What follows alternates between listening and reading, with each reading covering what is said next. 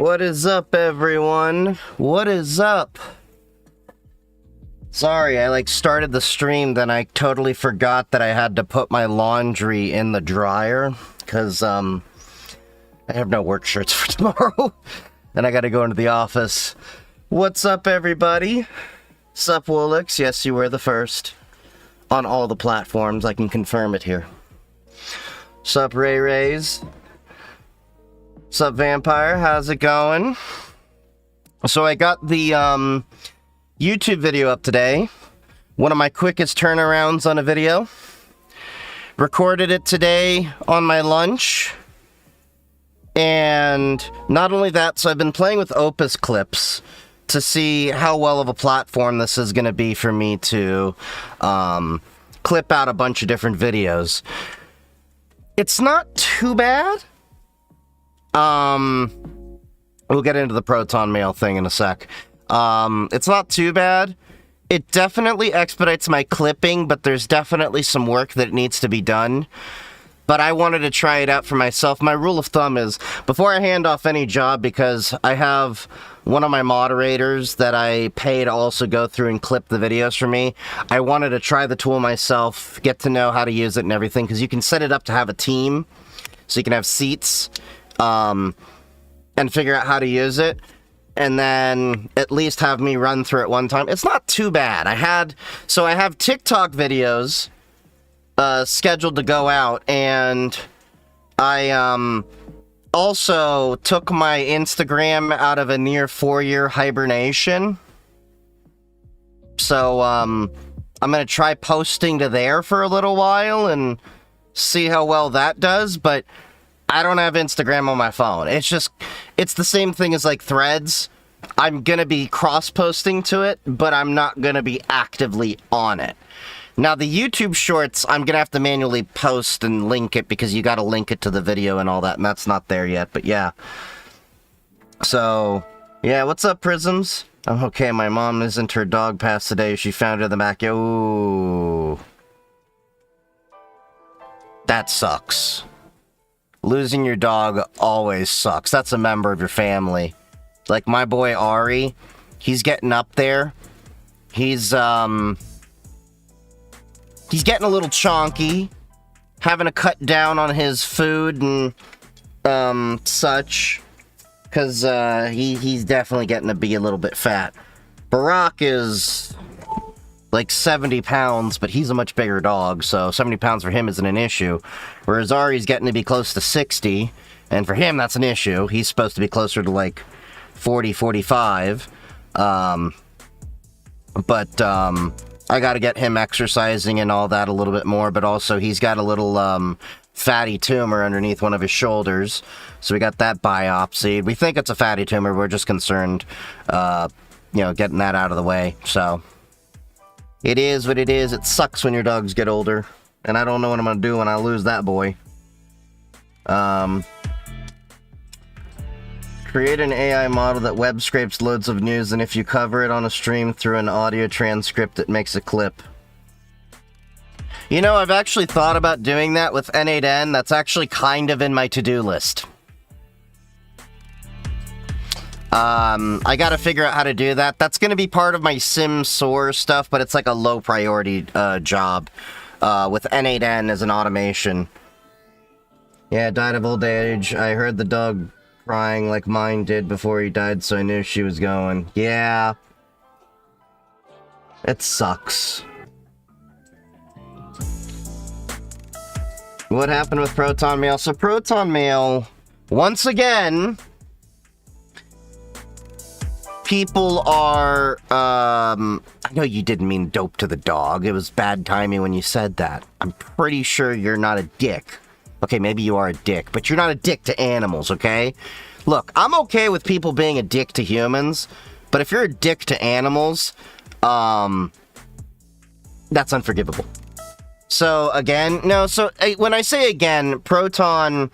So they've gone through this thing several times, just like every provider has gone through, which is that you have users, the user does something that runs afoul of the law, and law enforcement makes a request to get the information of the user of that platform. par for the course. This has happened a lot for Proton, just like it has for Gmail and Yahoo and all that. It's just now that Proton is a little bit more mainstream, they've been getting more and more requests. And don't kid yourself, for all the people that are out there like, well, I'm switching to Tuda because I'm upset that Proton did this. Tuda does the same thing. Tuda does the exact same thing. The difference is that they comply with the German courts as to opposed to the Swiss courts. Anyway, both Tuda and Proton state in their terms of service.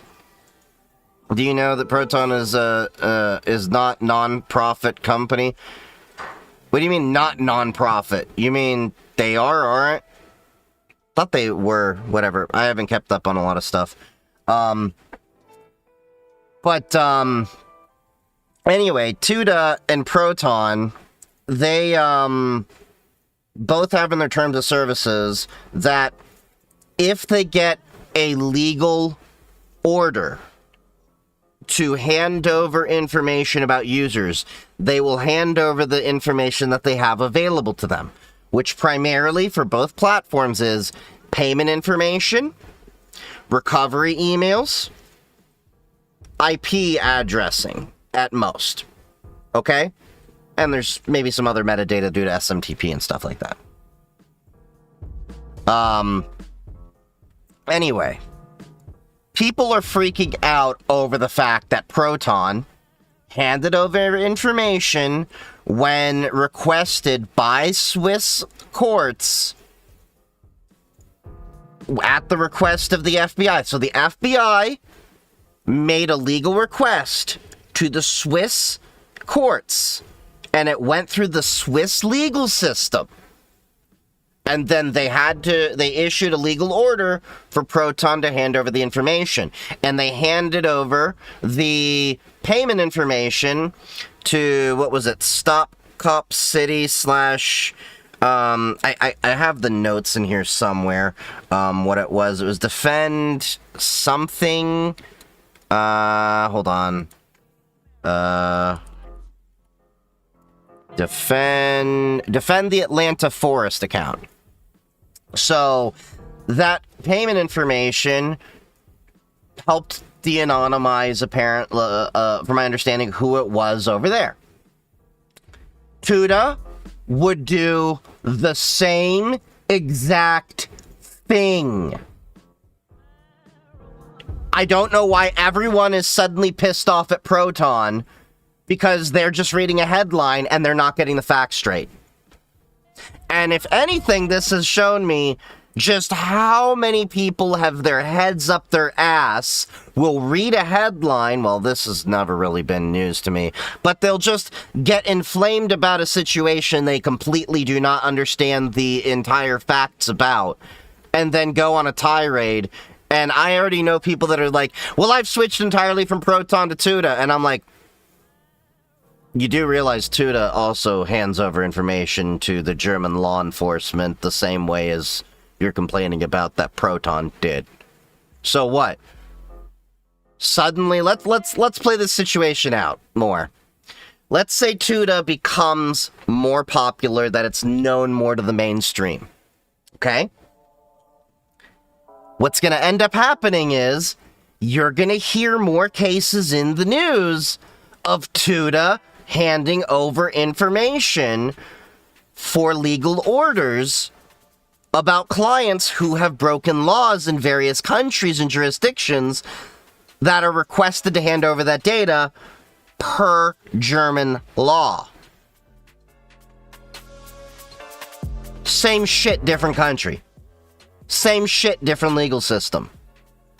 I don't know why people have this idea that Proton is anonymous. Proton never claimed that you will be anonymous. They give you advice on how you can be more anonymous with their platform, but they've been outright saying that they are more private.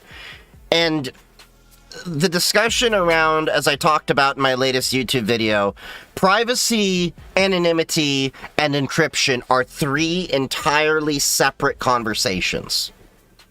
Three entirely different topics that often overlap with each other. You can be private and anonymous.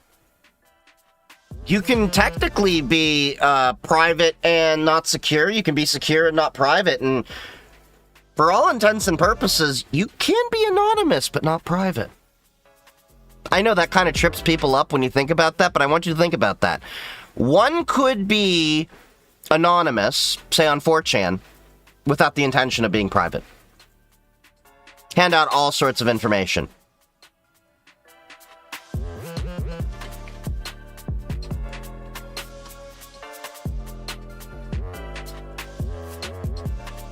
You look like a known local comedian in my country. I don't know what country you're in. I'd rather just use Opera Mail on my Red Star OS booted MacBook. Say hi to Kim Jong-un for me. By the way, the few times that I've used Red Star OS in the past, I've sideloaded GIMP on there and started making memes of Kim Jong-il and Kim Jong-un. Because you know it talks back to North Korea, right? I know there's somebody that saw my memes.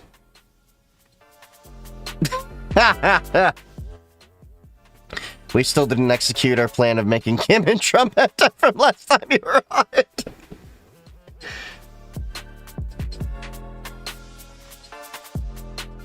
I love Linux and I'm studying Java. Ew. Ew. The only Java I like is the kind that I can make in my coffee maker. What's up, Charlie?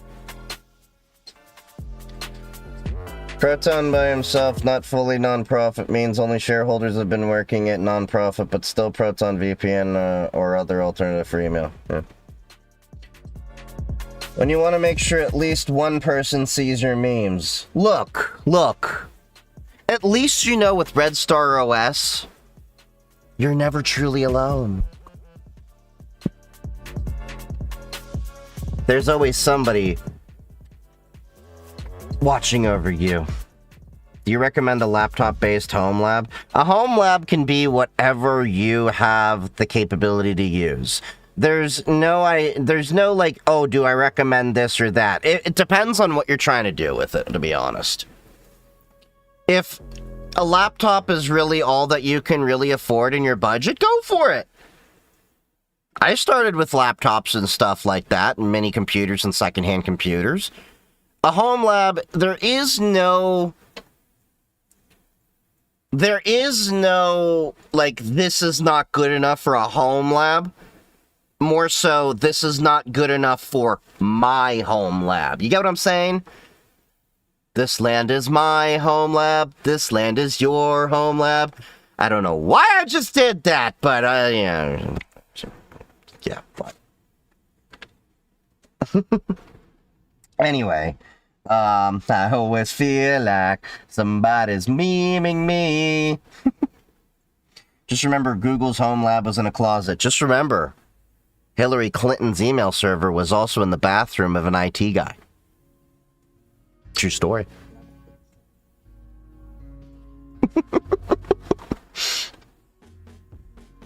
Do you have an opinion on the MacBook Mini-O? It exists.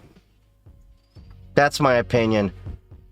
Okay, in all honesty, it's a $600 laptop. I know that finally Apple made a cost-effective laptop, but the honest truth is, I feel like the people that I'd kind of throw a MacBook Neo at are the people I'd throw a Chromebook at anyway. Like, can you do a bit more with the MacBook Neo? Yeah, but the honest truth is I wouldn't be recommending people do, like, serious work on it. What's my affiliate link for Proton VPN? It's in my bio there, but if you do exclamation Proton, hold on. There you go. There's my links. The cost is the only effective part of the laptop. The problem is, it's $600 for an 8GB laptop, and 8GB is still not a lot.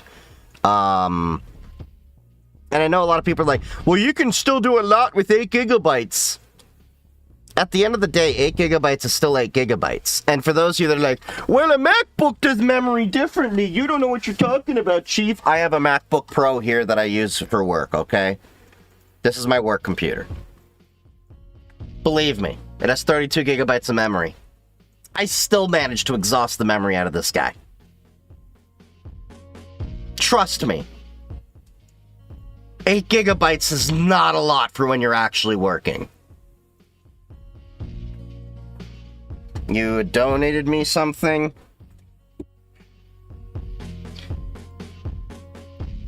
Move It's still wreaking havoc? Man, I haven't heard of them in a while. You donated something? Crypto, look. Wait, where'd you donate it to? I'd have to open up my damn wallet. Where the hell did I put my wallet?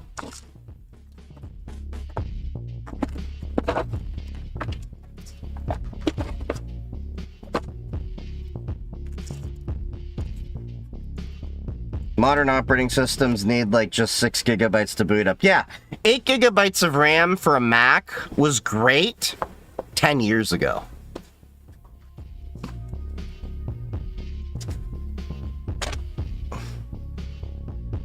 Eight gigabytes of RAM is not enough if you're a programmer. 8 gigabytes of RAM, yeah, it really isn't. Like, and the people that are like, well, you know, it's good enough for me to do basic stuff. Yeah, it might be good enough for you to do basic stuff, but the people doing basic stuff would probably be fine with just a web browser. Power goes out tomorrow from 7:30 a.m. to 4 p.m. so SCE can... Oh, yeah.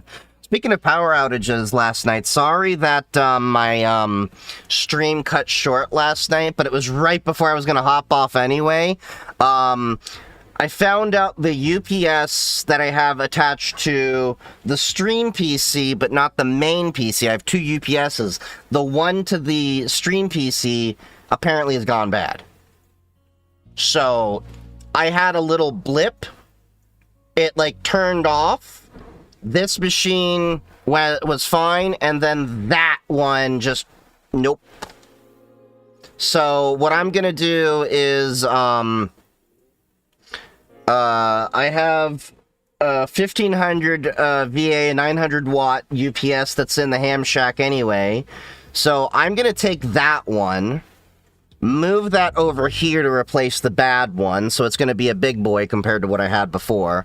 And then, I'm going to, get a lithium, iron phosphate battery for the ham shack, which I've been planning to do anyway. Get that just for the ham shack to be a backup, so that if it ever, you know, the power ever goes out, all I have to do is physically unplug the wires from the AC power supply, and then just curl that in. And then, I'm gonna get, another lithium iron phosphate battery for me to use for, the ham shack computer that I'm planning to put in there. Remember hearing about Linus, the grader of Linux, complaining about how long it takes to compile? Well, Linux, I mean, is a big-ass kernel. If you think that takes a while, you should try compiling Chromium.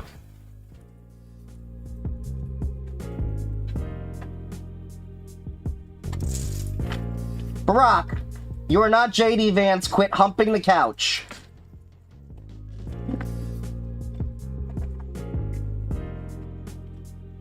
You are not JD Vance.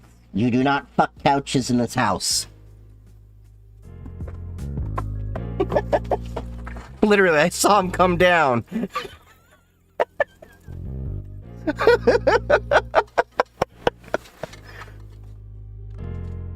Get a power station as a backup for your PC. That's what I personally use. I thought about it, but I don't want to spend more money than I have to right now. I have the UPSs. And whatever I get, I want to make sure that they can plug into USB to both computers so I can monitor them. And I have some more cords coming in because I also realized they plug the monitors into the surge outlets and I physically run out of battery backup ports, so yeah. So I don't... Oh yeah, that's what I was doing. Hold on. Let me open my Trezor wallet, which I haven't opened in God knows how long. Give it a second. It's connecting to Tor right now. I Torified my Trezor wallet. I use Trezor. If you want a Trezor wallet, I have an affiliate link in my bio, too. I'm officially off Ledger, because F Ledger. We're fully open source over here, baby. Oh, yeah, I see $2 in my brand new Ethereum wallet that I created, and I still haven't moved my own Ethereum over to it. Thank you. Thank you for that. Hold up. I got the perfect sound for this.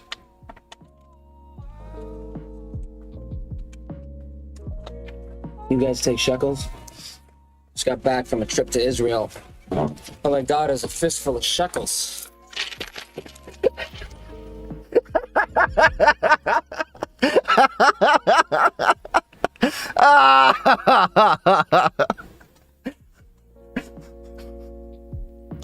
That's from one of my old favorite comedy movies back in the day. The Hebrew Hammer. If y'all haven't seen it, this is great. How long does it take to compile Chromium? Oh, it takes a few hours. It takes a while. I haven't compiled Chromium in a minute.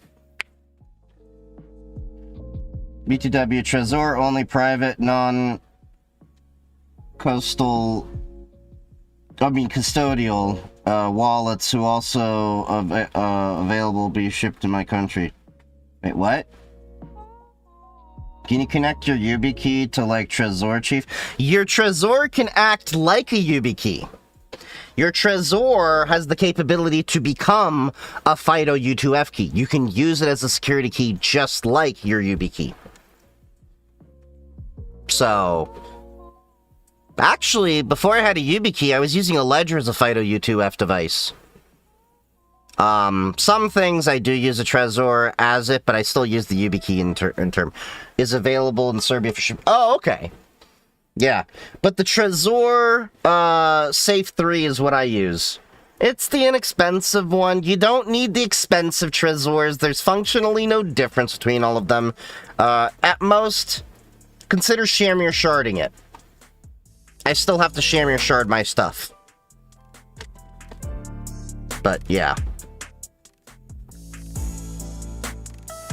But thank you for that. And yeah, if y'all didn't know, I do have my cryptocurrency addresses out there. You can go to support.chiefgeek3d.com. And I think they're also... yeah, the links are also in my videos and stuff like that. But yeah. You practice drawing on a Linux PC. Huh? What would you practice drawing? Your Trezor came out the new wallet. What did Trezor come out with? Trezor.io. Does it rickroll you? They need a rickroll. Okay. What's the difference with this?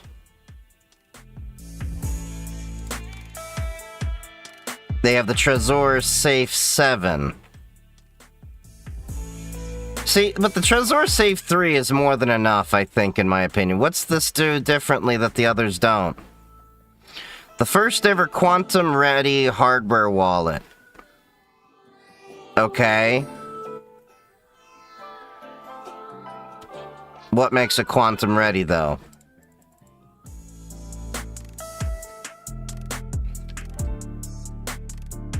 See, the thing is, like, I mean, quantum resistance is this great idea, but a lot of the ideas around quantum resistance have not been really tested yet.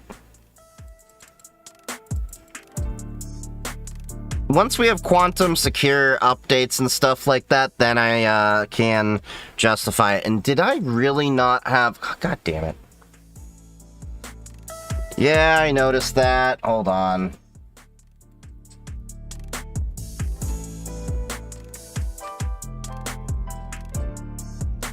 God damn it, Windows. Fix your shit. Why is it always Windows? Okay, sorry. I had to deactivate it and reactivate it. So yeah, they apparently have the Trezor Safe 7 for $249. I don't see the point in a Bitcoin-only edition wallet. I really don't. I'd like a blue if I were to get one. So functionally, this does nothing different than the other wallets already do. The main difference here, from what I can see, is the Quantum Ready and the new secure element. So basically, the advancement is physical security. I mean, that's fine and dandy and all. Don't get me wrong, but... Okay, you have water resistance and dust proof and all that.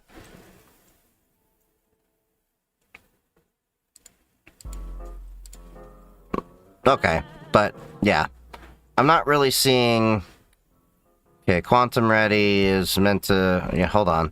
Device authentication secure when quantum computers become a reality. Trezor Safe 7 uses post-quantum cryptography, SLH DSA 128 signature scheme, standardized in 2024 to verify the bootloader and firmware every time the device starts, ensuring they're authentic and secure. Hardware wallets that aren't quantum ready are vulnerable to quantum attacks since quantum computers, yada yada yada. This is one of those ideas, it sounds great, but it's still technically theoretical for the time being. And this is the other part that I really don't like. Why do these have a battery? I don't need my things to have a battery. It's nice that it includes a lithium iron phosphate battery, which I think needs to be used more. I did not like the fact the Ledger, what was it, the Nano X required a battery. I guess the whole idea is like, what, you can, yeah, it's Bluetooth. I do not want to connect over Bluetooth to my device.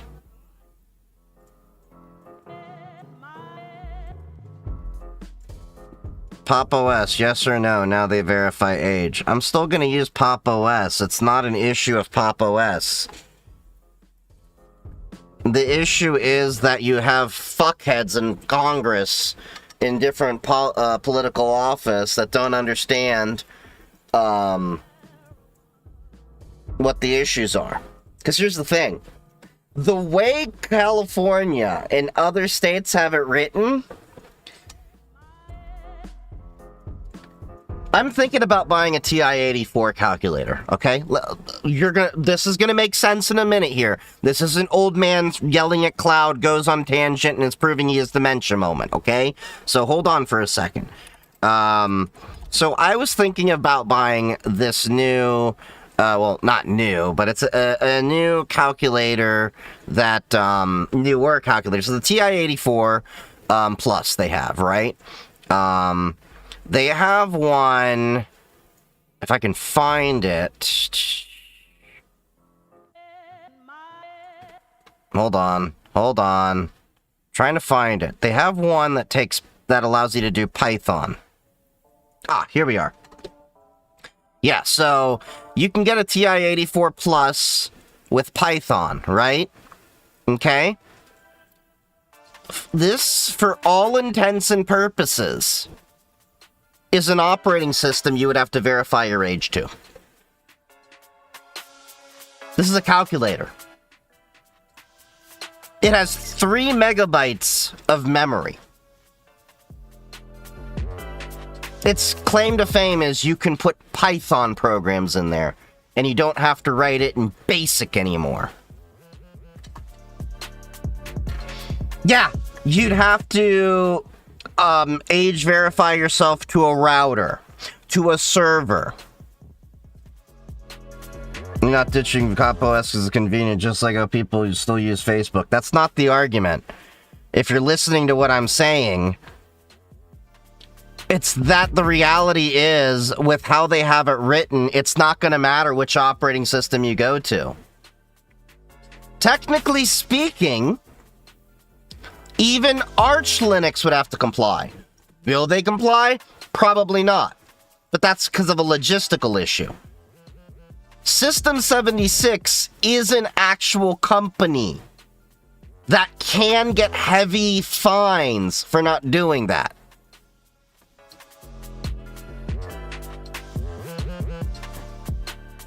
The fact of the matter is, you already have a calculator. What was it? The D486, I think it was. D486, California.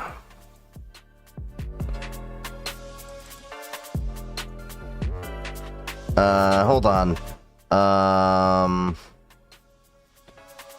Open source.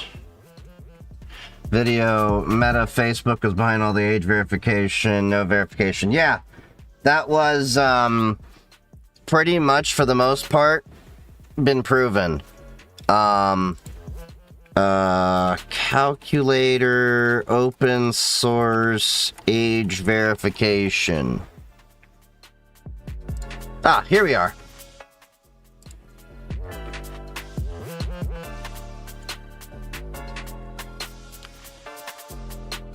There were even commits added to a calculator project, DB488X, or what is this? Yeah, DB48X. Add legal notice regarding California and Colorado bills. As a consequence, Colorado residents may no longer use DB48X after January 1st, 2027. Colorado residents may no longer use DB48X after January 1st, 2028. DB48X is an operating system under these laws. However, it does not, cannot, and will not implement age verification.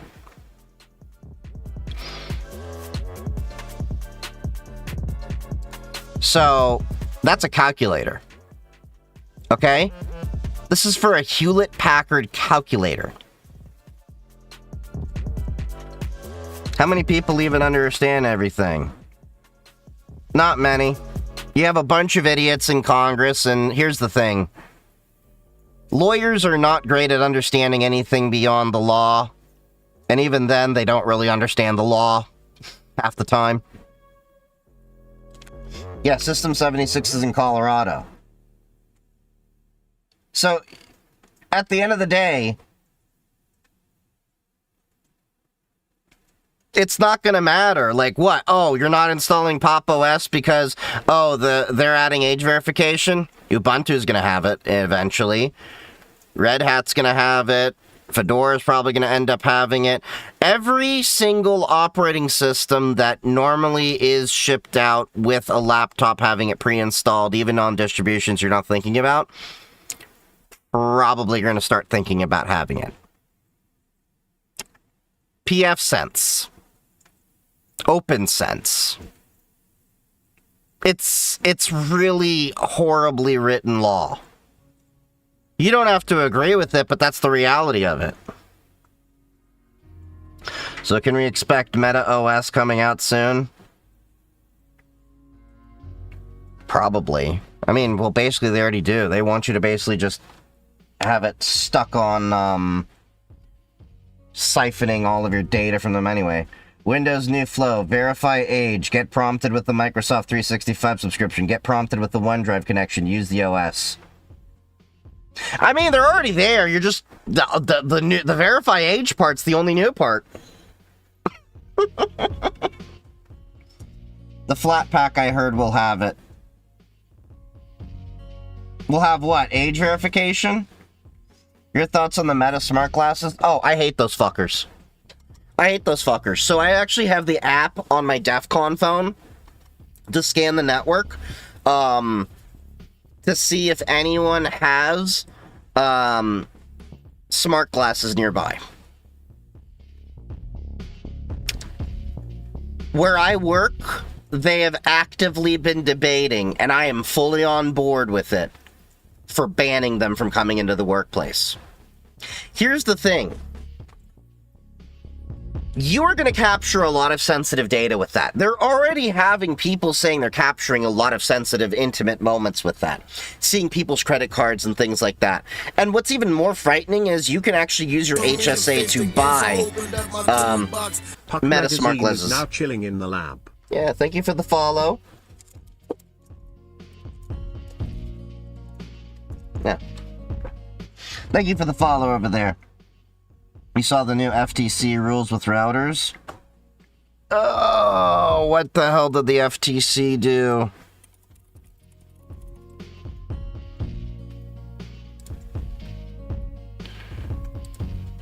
FCC updates covered list to include foreign-made consumer routers.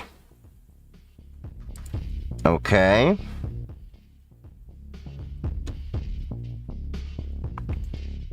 Today, the Federal Communications Commission updated its covered list to include all consumer-grade routers produced in foreign countries. So basically all of them. Routers are in the boxes. Yeah, we know what those are. The executive branches noted, okay, blah, blah, blah. President Trump's 2025 national security status, blah, blah, blah, blah. The United States must never be dependent on outside power for core components, from raw materials to parts for finished products necessary to the nation's defense for economy. We must resecure our own independent and reliable access to the goods we need to defend ourselves and preserve our way of life. Good fucking luck with that. Malicious actors, yada, yada, yada. Bunch of shit they're reiterating. Come on. Is that it? That's all the shit you're saying? Where's the list?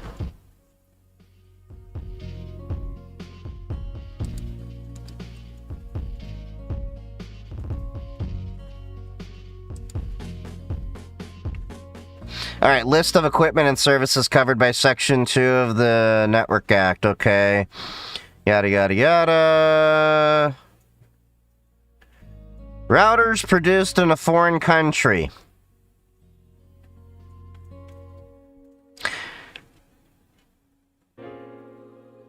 So basically, every fucking router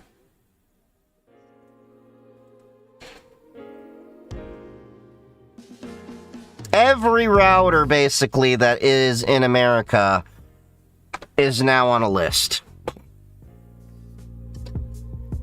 America doesn't make our own routers. Correct me if I'm wrong. Unless you're going and making your own router. Like I do with my PF Sense, but I'm using Supermicro, which are Chinese boxes, basically. So,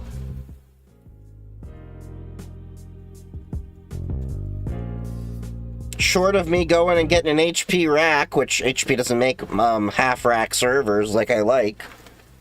Yeah. What routers that are made in the USA? Pretty much the ones that you build yourself. And even then, the parts are not going to be American-made. Hell, you can't even get American-made RAM anymore, because Micron pulled out! Micron pulled out as hard as you probably did on your prom date.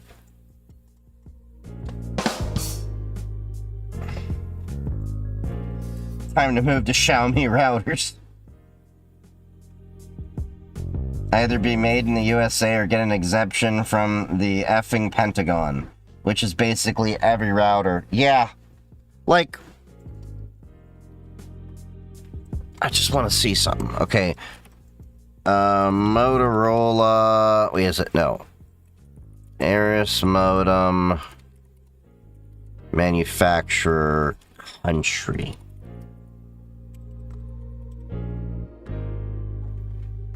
Okay, Aris modems are designed by the American company, but the vast majority of their customer premises equipment are manufactured in China. Okay, so Linksys manufacturing country. Headquartered in Irvine, California, but it's a Chinese company now. Google Nest, made in Vietnam. So it's basically Vietnam, China. The Fritzbox was made in the EU. We don't make any of our own shit. Does TP-Link and Netgear need to create manufacturing plants in the USA? Maybe. Who knows? All I know is that, well... It was at this moment that he knew. He fucked up. Yep. Alright. Nice, Kara. Nice little AI drawing of Meta OS.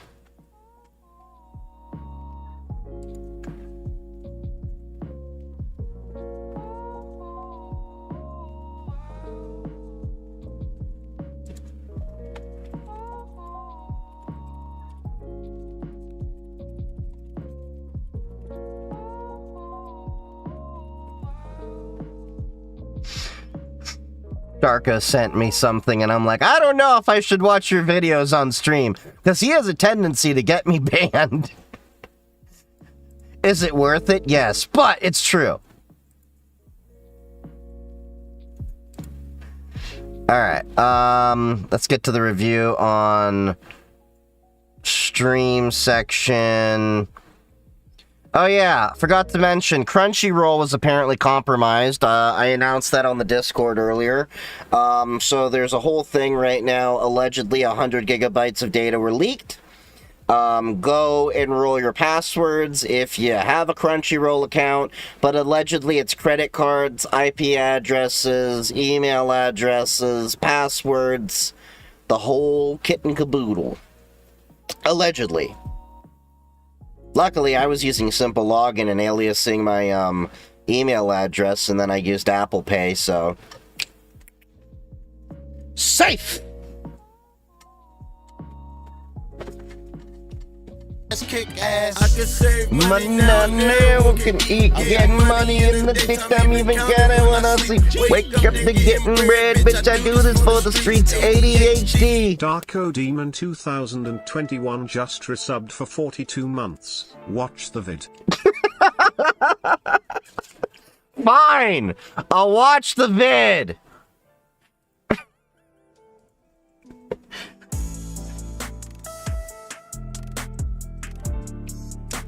Alright. Let's see, what is this? Anime Festival Asia Special featuring Inori Aizawa? Gonna get me banned on TikTok again, aren't you?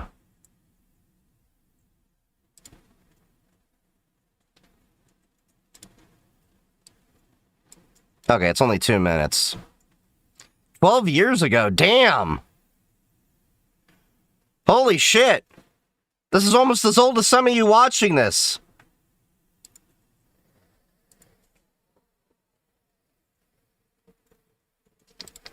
Oh wait, hold up. I forgot. Need to get the audio going.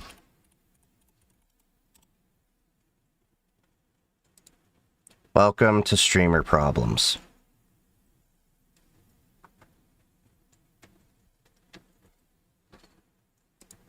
And then do my little stupid NVIDIA thing to wake it up.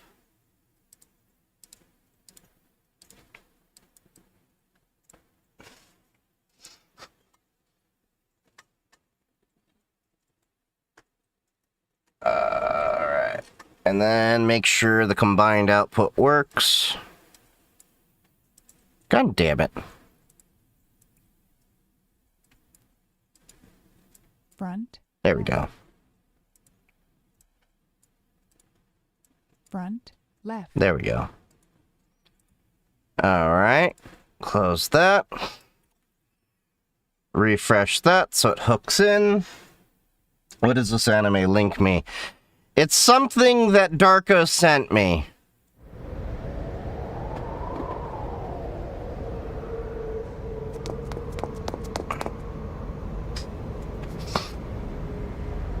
And then we'll get into the rest of the videos to review on stream.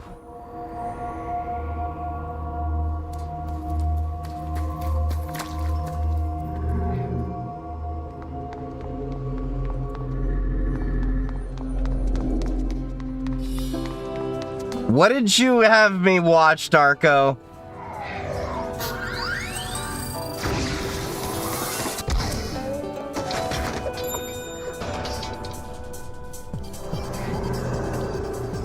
What is this? What is this you had me watch?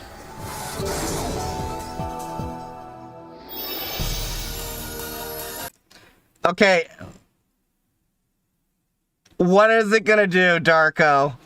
What is it gonna do? I'm like, are you gonna get me banned? I'm like, come on.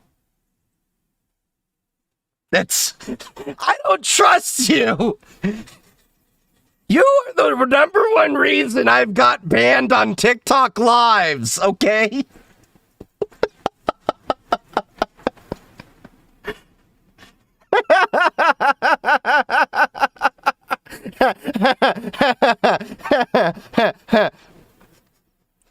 I'm just gonna nope out of this knowing Darko, because he's just gonna laugh his ass off. I'll have to check this out later.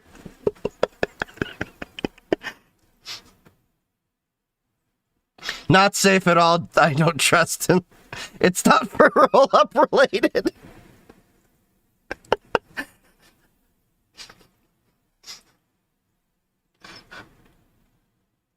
Banned in 3, 2. Okay, hold up. I just gotta... Okay, I was like, okay, what is she transforming into?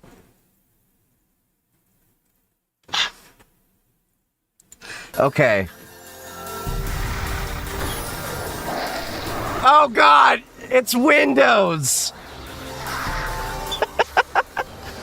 It's the Microsoft logo on her ass. Is it Internet Explorer?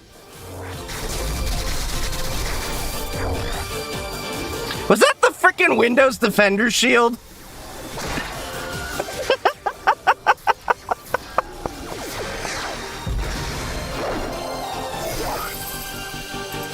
What am I watching? Something my buddy sent to me, and apparently I have to watch on stream because he hates me.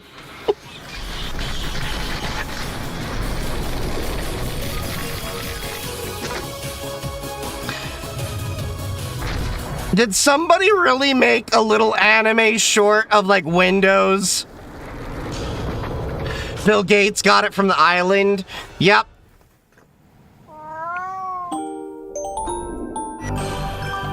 What the fuck?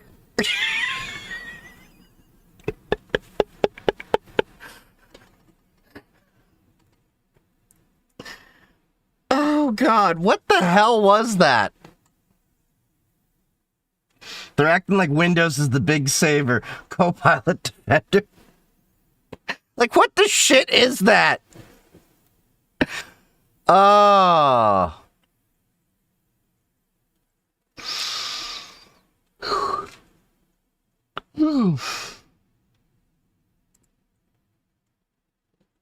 Windows Security Defender. What in the China A? No, this was made 12 years ago.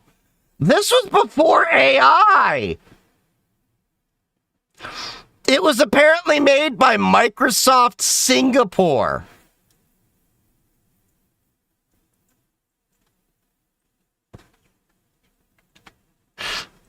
Linux doesn't have that. No, because all the waifu people are Arch users and they don't shower. Okay, next. The government built a VPN, now they're banning yours. So yeah, I stumbled across a while ago the website where the USA is like making some kind of a VPN for people around the world to get access to the free internet, which I find ironic because they're trying to ban VPNs in the USA. Money now, no one can eat, getting money in the daytime, even got it when I sleep. Wake up to getting bread, bitch, I do this for the streets, ADHD. Darko Demon 2021 just gifted subs to 5 penguins. Hey, thank you for the 5 gifted subs there. Looks like,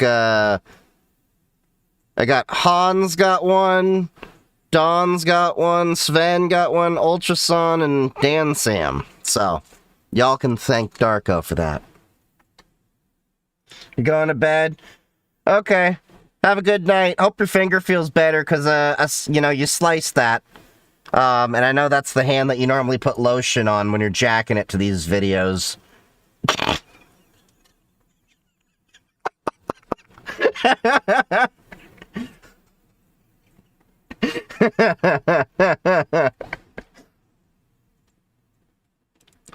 The United States ban. published a new website calling VPNs a human right. They're actually building their very own federal VPN to secure that right for people in other countries. And the same week that this news broke, state lawmakers here in the United States were voting to outright ban VPNs for American citizens.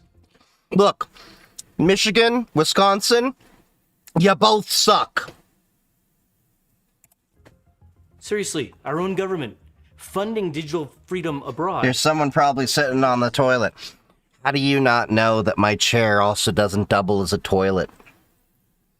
You've never seen below the chair. Now I got that thought in your head. You're welcome. At home. In February of this year, Reuters broke a story that barely made a ripple in the news cycle. The United States State Department was quietly building an online portal hosted at freedom.gov, designed to help people in Europe and other countries route around their government's internet restrictions. Content their governments had banned, removed, or even just blocked. The State Department's tool of choice? A VPN. And right here on that website, they say something really important.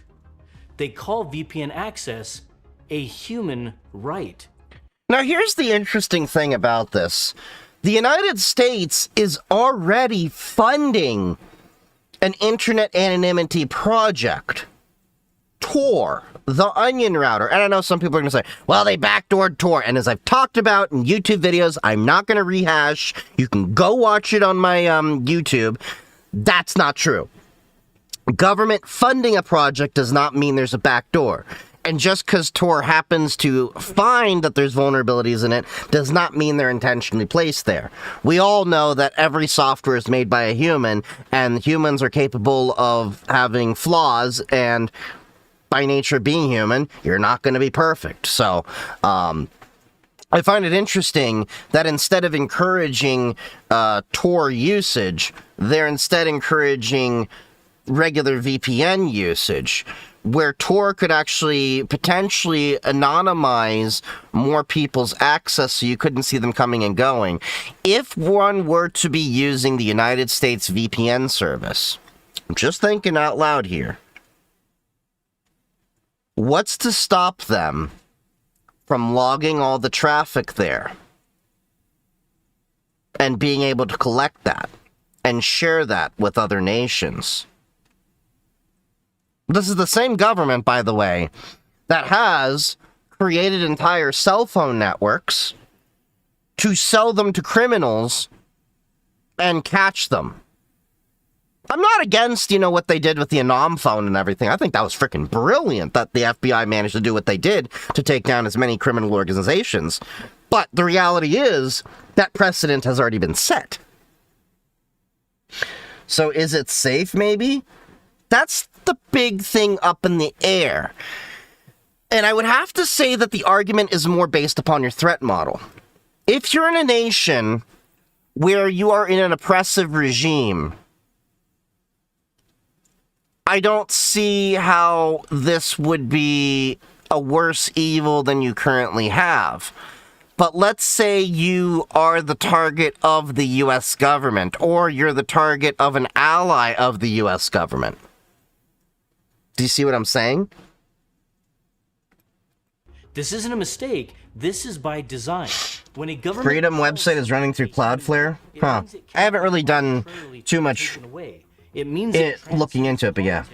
And party lines. It transcends. Something is free than you are as a person or the product. Access to In many cases. Is as fundamental as free speech, as essential as due process. I agree with that sentiment. Of those words. The United States federal government just put VPNs in that category. Now let's hope they meant it. They don't. You already know what a VPN is? Hang on. Not everyone does. Let me explain it really quick, then we'll get to why this is so important. There are two tools that people use to stay private online.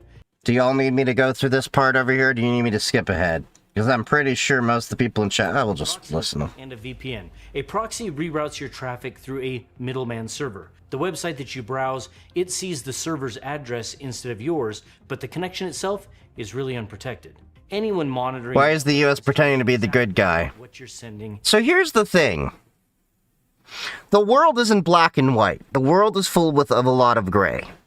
The USA can be both the good and the bad guy, depending on the situation. Okay?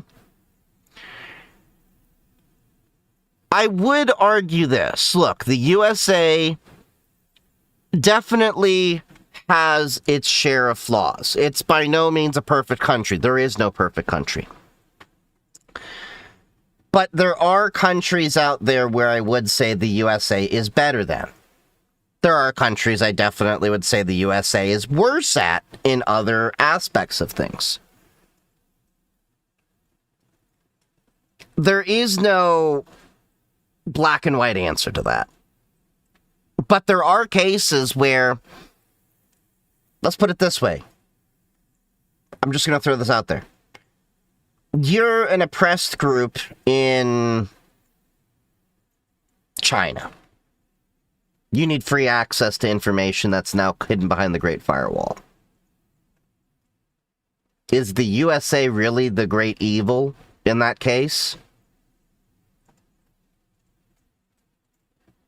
I need you to think about that critically. Now, with that being said, is the USA by any means completely benevolent? Look at what ICE is doing to our own people. No. I'm not going to say the USA is pure good, but no government is. Government is a reflection of its people, and people are inherently flawed themselves. What country do you think that the US is better? Well, I think there's a lot of countries, even if you look at... Look, there's many countries in different continents you can look at where you would rather be in the USA than you would actually be in... Like, let me put it this way. I'm just going to throw countries out there. Would you rather be in Haiti or the USA? Would you rather be in South Africa or the USA? These are the questions you're going to ask yourself. I'm not going to say yes or no. There are things that are definitely better in those different countries, but there's definitely things where you're going to sit back and be like, yeah. Look, I lived overseas. I'm not one of those people that lived in the USA their entire life. I lived in the Middle East. I lived in Europe. My family came from Morocco. I'm first generation. I'm not one of those ignorant people to be like, America is the best no matter what. But I will say there's a reason why my family came to America and has still remained in America.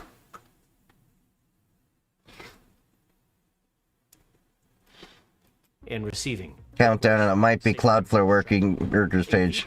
Talking about Project Nomad and how it differs. We talked about Project Nomad the other night. Leaves your device. Talked about that last night. Sees an encrypted tunnel. I'll eventually build it. Your network to the VPN provider, but that's all they see. The website sees a server address that isn't yours, and anyone intercepting the connection gets nothing readable. You're not just rerouted, you're protected. Now, to understand why the US government would build a federal VPN, you have to understand what's been happening between Washington, D.C. and Brussels for the past few years. The European Union has been aggressively regulating online speech. Under laws like the Digital Services Act, large platforms are required to remove content that the EU decides is illegal. Things like hate speech, propaganda, or what they consider disinformation. Germany alone issued nearly 500 content removal orders in a single year. Jeez. Providers to take down over 16,000 pieces of content. The US position, regardless of what party you ask, has generally been that that is censorship. The European regulators are using safety language to suppress political speech. Elon Musk's platform, X, was even fined over 120 million euros for not complying.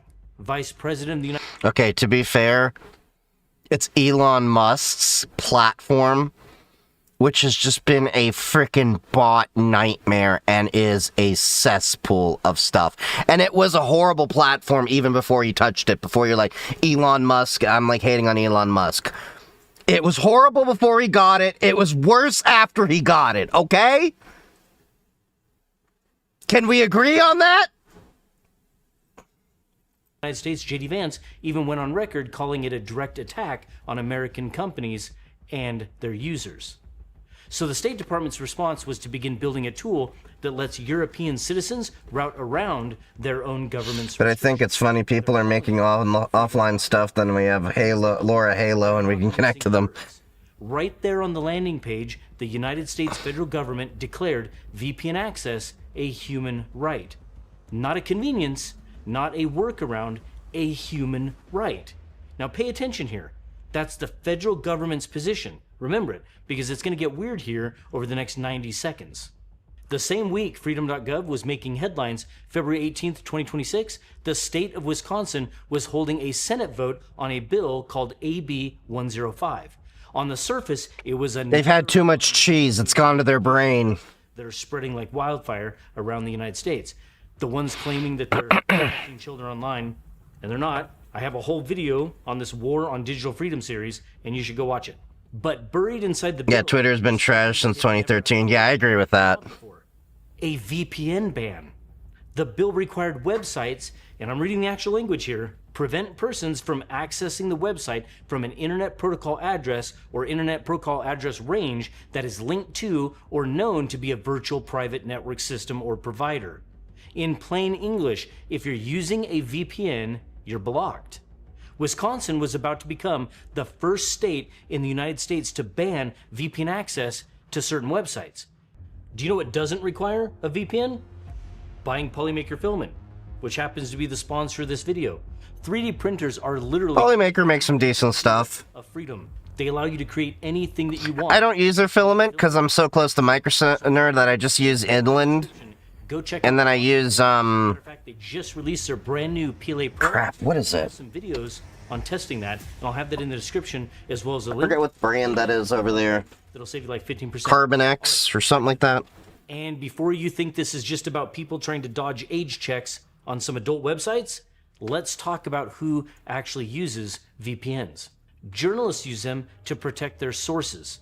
Domestic abuse survivors use them After Vine went down, Twitter got worse. Yeah, Twitter bought Vine. Without being surveilled. And then they Remote workers shut use it them to down. access their company's network. Yep. And regular people, millions of you, use them because you don't want your internet service provider building a complete profile of you in your browsing history and then selling it to advertisers. I decommed my VPN on my home network. I no longer use a VPN to access my network stuff. I use Zero Trust network access through TwinGate, which I'll make some content on in the near future.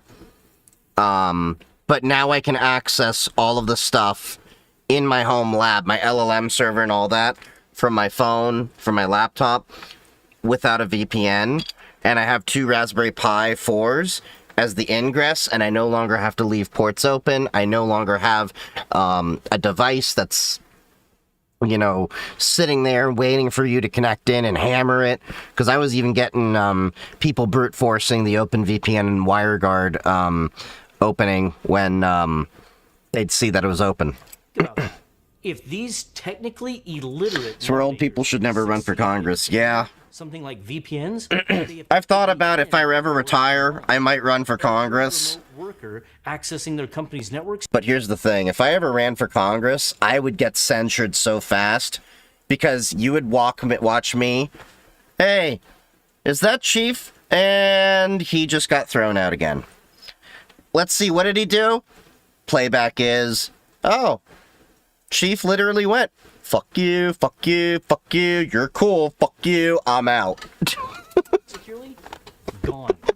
Because a state legislator didn't understand the consequences of what they were banning. Now look at who this bill is targeting. It's not criminals, of course. It's targeting everyone. This is the war on digital freedom.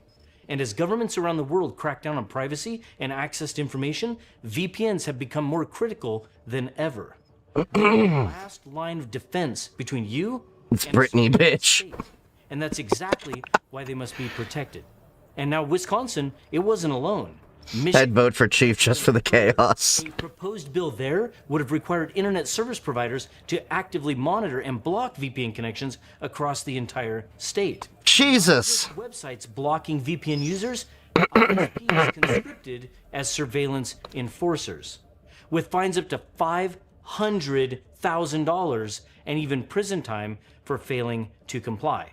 Your internet provider legally required to spy on your connection and shut down your privacy tools, or face $500,000 and getting locked up. For each violation. Here's the part that should make you question whether anyone writing these laws has ever used the internet.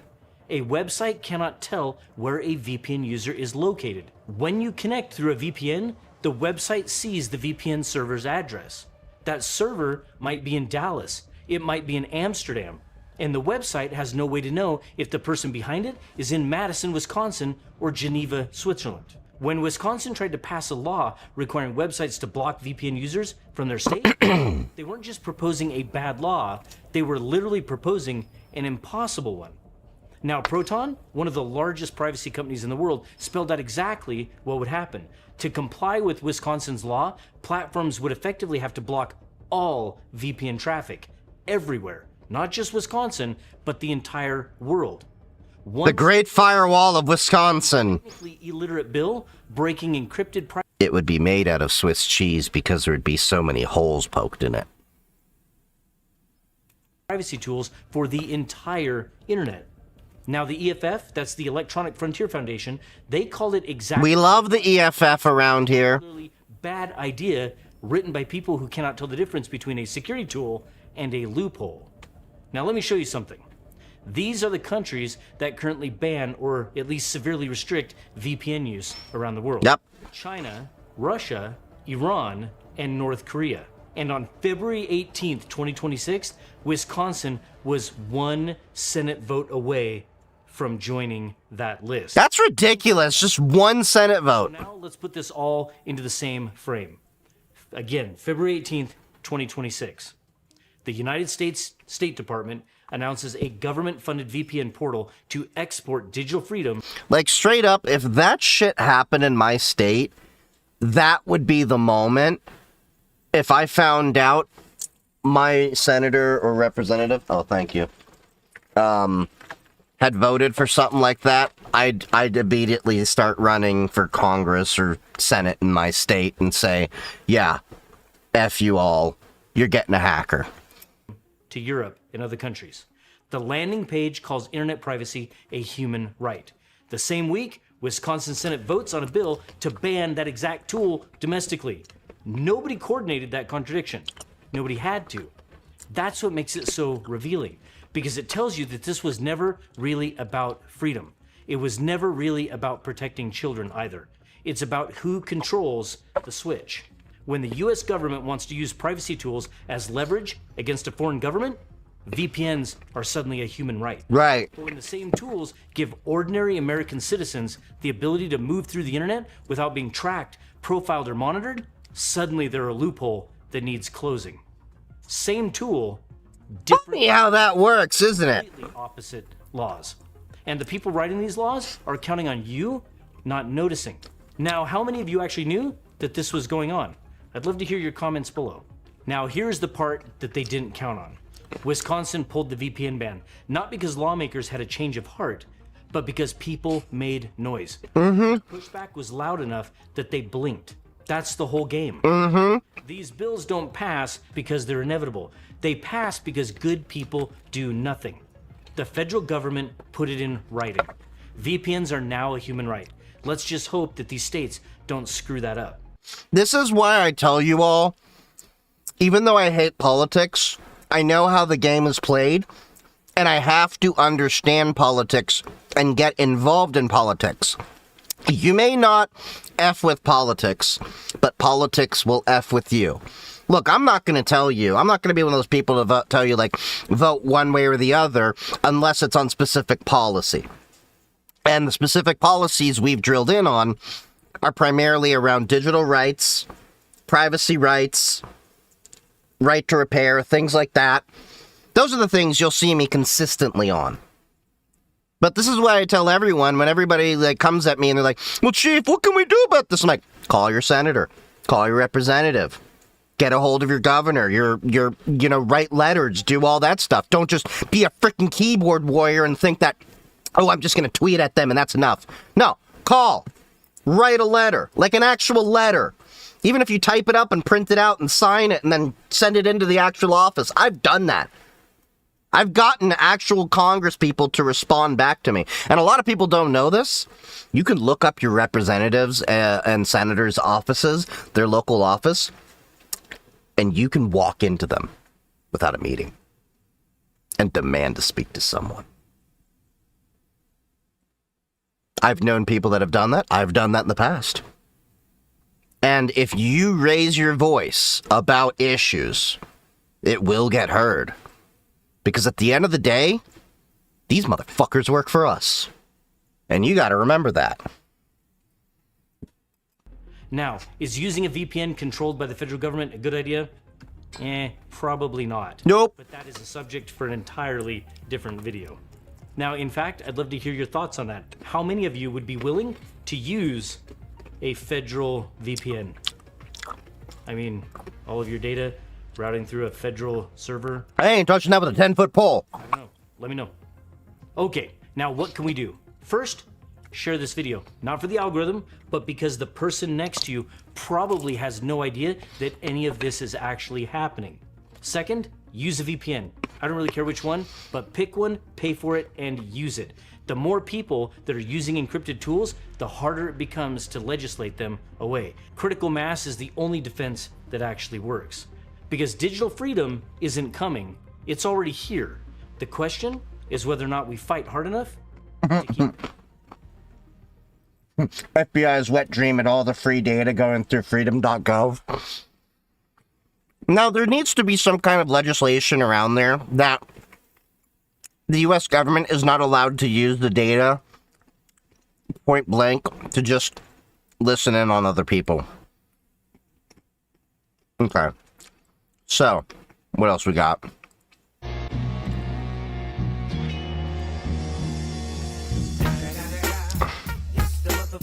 What the hell?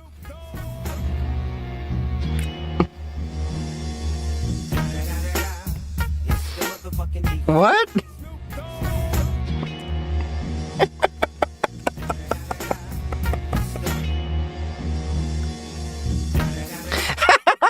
The bear at the end. What the hell did you send me, vampire? What the hell is this?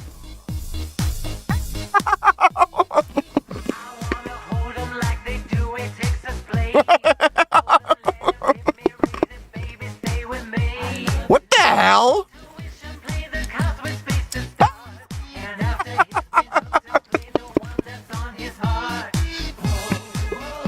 What the hell?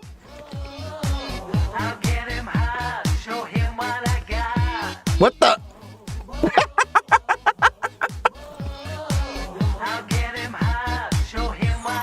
What the fuck? What the hell? Got a trash bag? Is that DHL wrapping paper? Oh my god! Slay. It's me trying to wear everything on an airplane at once. It's me hungover trying to get into the office.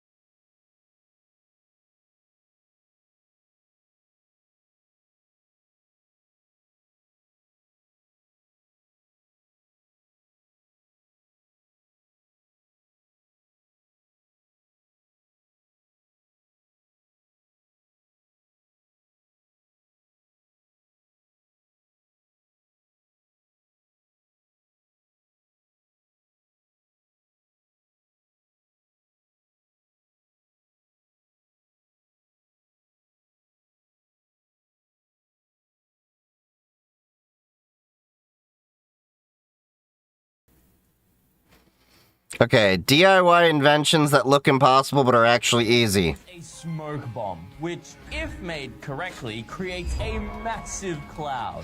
Okay. The rip ring, which is just a match striker folded over a ring with some matches in between. Okay, simple enough. Now we cook. Mix some sugar, stump remover, baking soda, and dye for, well, whatever color you want it to be. Now, obviously, don't try this without a parent, and please do not forget the baking soda, otherwise you've just got a flaming cup. I'm 34 years old. Don't tell me what to do.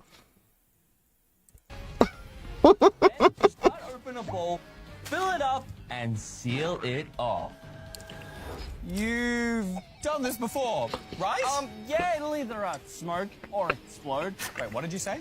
Just. You might want to Get back a little bit. Yeah, it's What? Get back? What do you mean, get back, bro? Please bring alive to my smoke bomb. What? No way. I've created smoke. Bro. We Get might out of here. want to... Get out. Go. Out. Of Get the out. Made a stink bomb. It works, but it's so stinky. It stinks so bad, dude. I am surprisingly impressed, even though I've been stunk out with your inventions. However, while your smoke can only rise, our next invention is going to fly. It's Okay. a plane, isn't it? It's a plane! Great. Everyone knows how to make a plane. Throw some sulfur in there. Oh, yeah. Get that rotten egg smell. How to make a plane with your boy. Cups are slightly curved, which make for the perfect propeller because they catch on the air. Attach them to a toothpick. Then fix in a paper clip. Glue some skewers to each other and link in the propeller. Okay. Together some rubber bands and attach them to the propeller and rear of the body.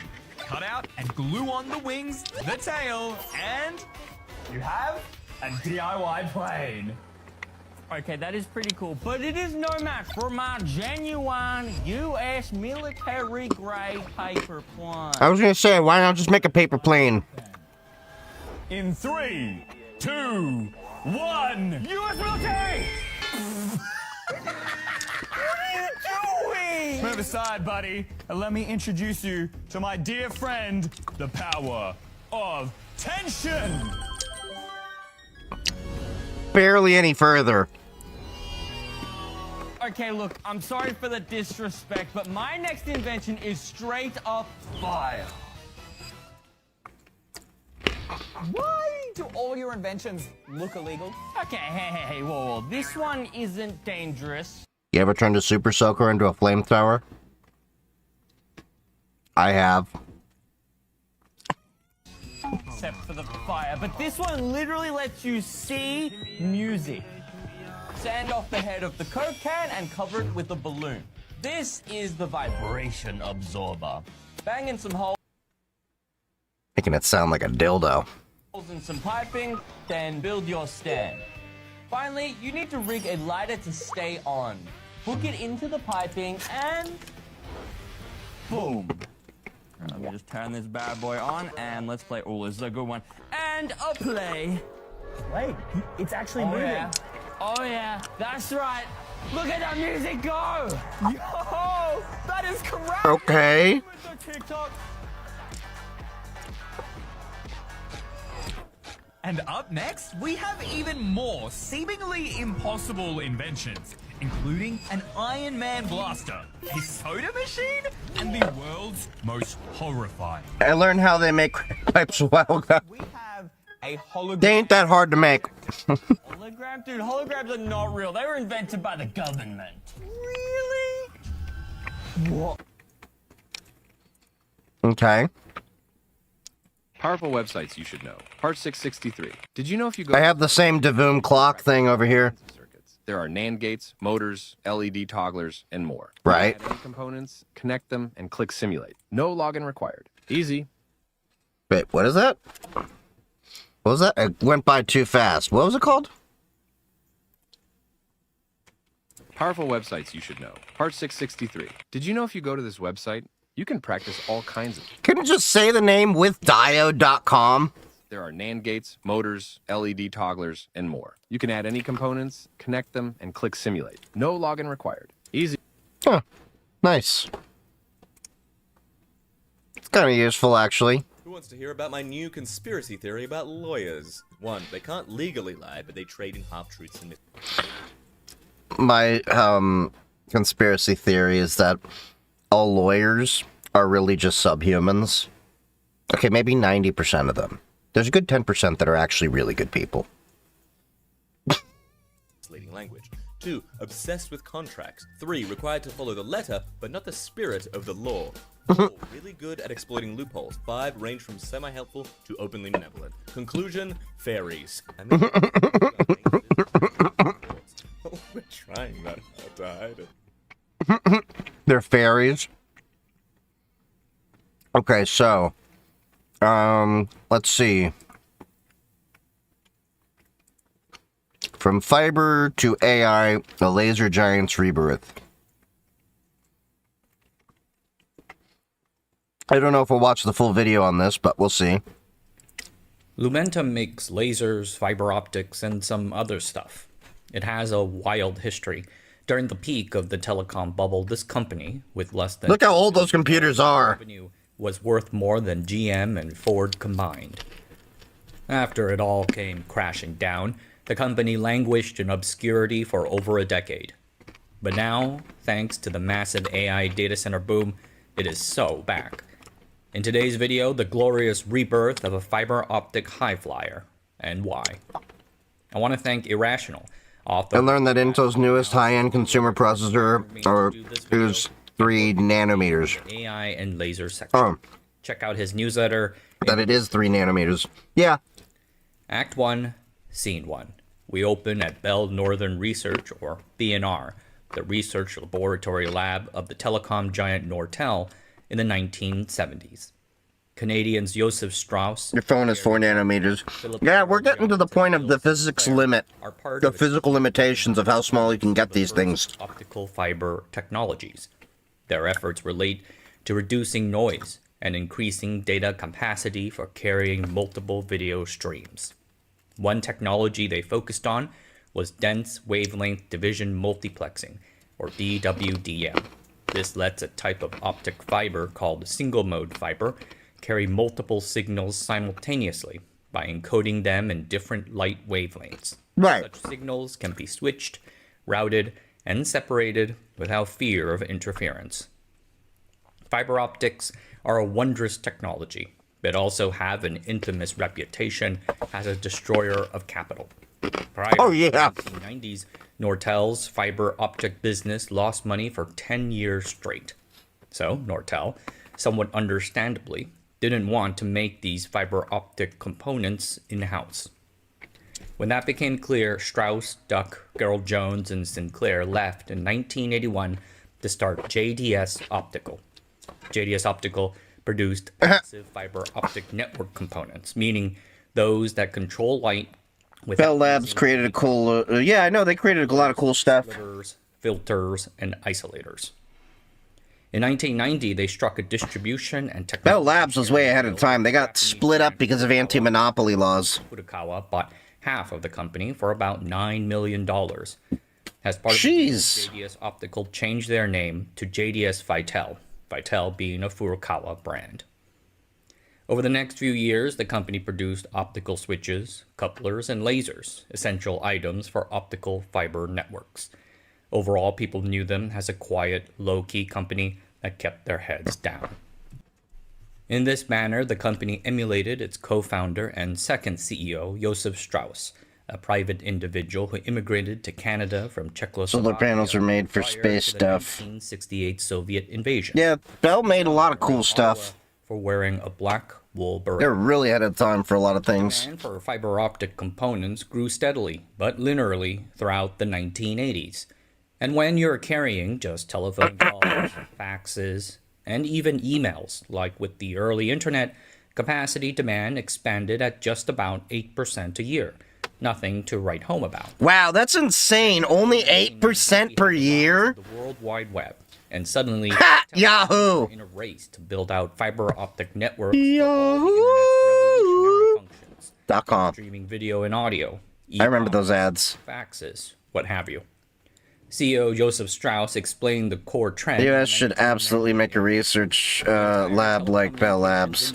Well, that was private funding. We have something like DARPA, but yeah. Need for more bandwidth, lower costs, and greater flexibility. JDS Vital found itself in a fortuitous position.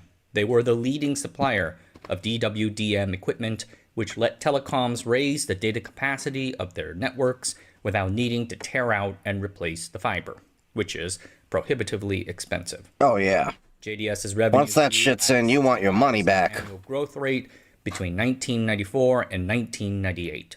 In March from Yahoo. They went public, raising about $93.7 million. They told them to find a way to reverse climate change. Oh, you need to do a lot of things to reverse climate change. Cents in August, a few months later. Then, in January 1999, I work with an engineer that uses TM in all his feature stories. Uniphase Corporation in a stock swap transaction worth about $6 billion. You escaped from DARPA in 1941. Uniphase is a classic Silicon Valley entrepreneur story. The company was founded by an engineer named Dale Crane from the laser maker Spectra Physics. Spectra Physics is one of the OG laser companies. They were founded a year after the laser's invention and helped commercialize it.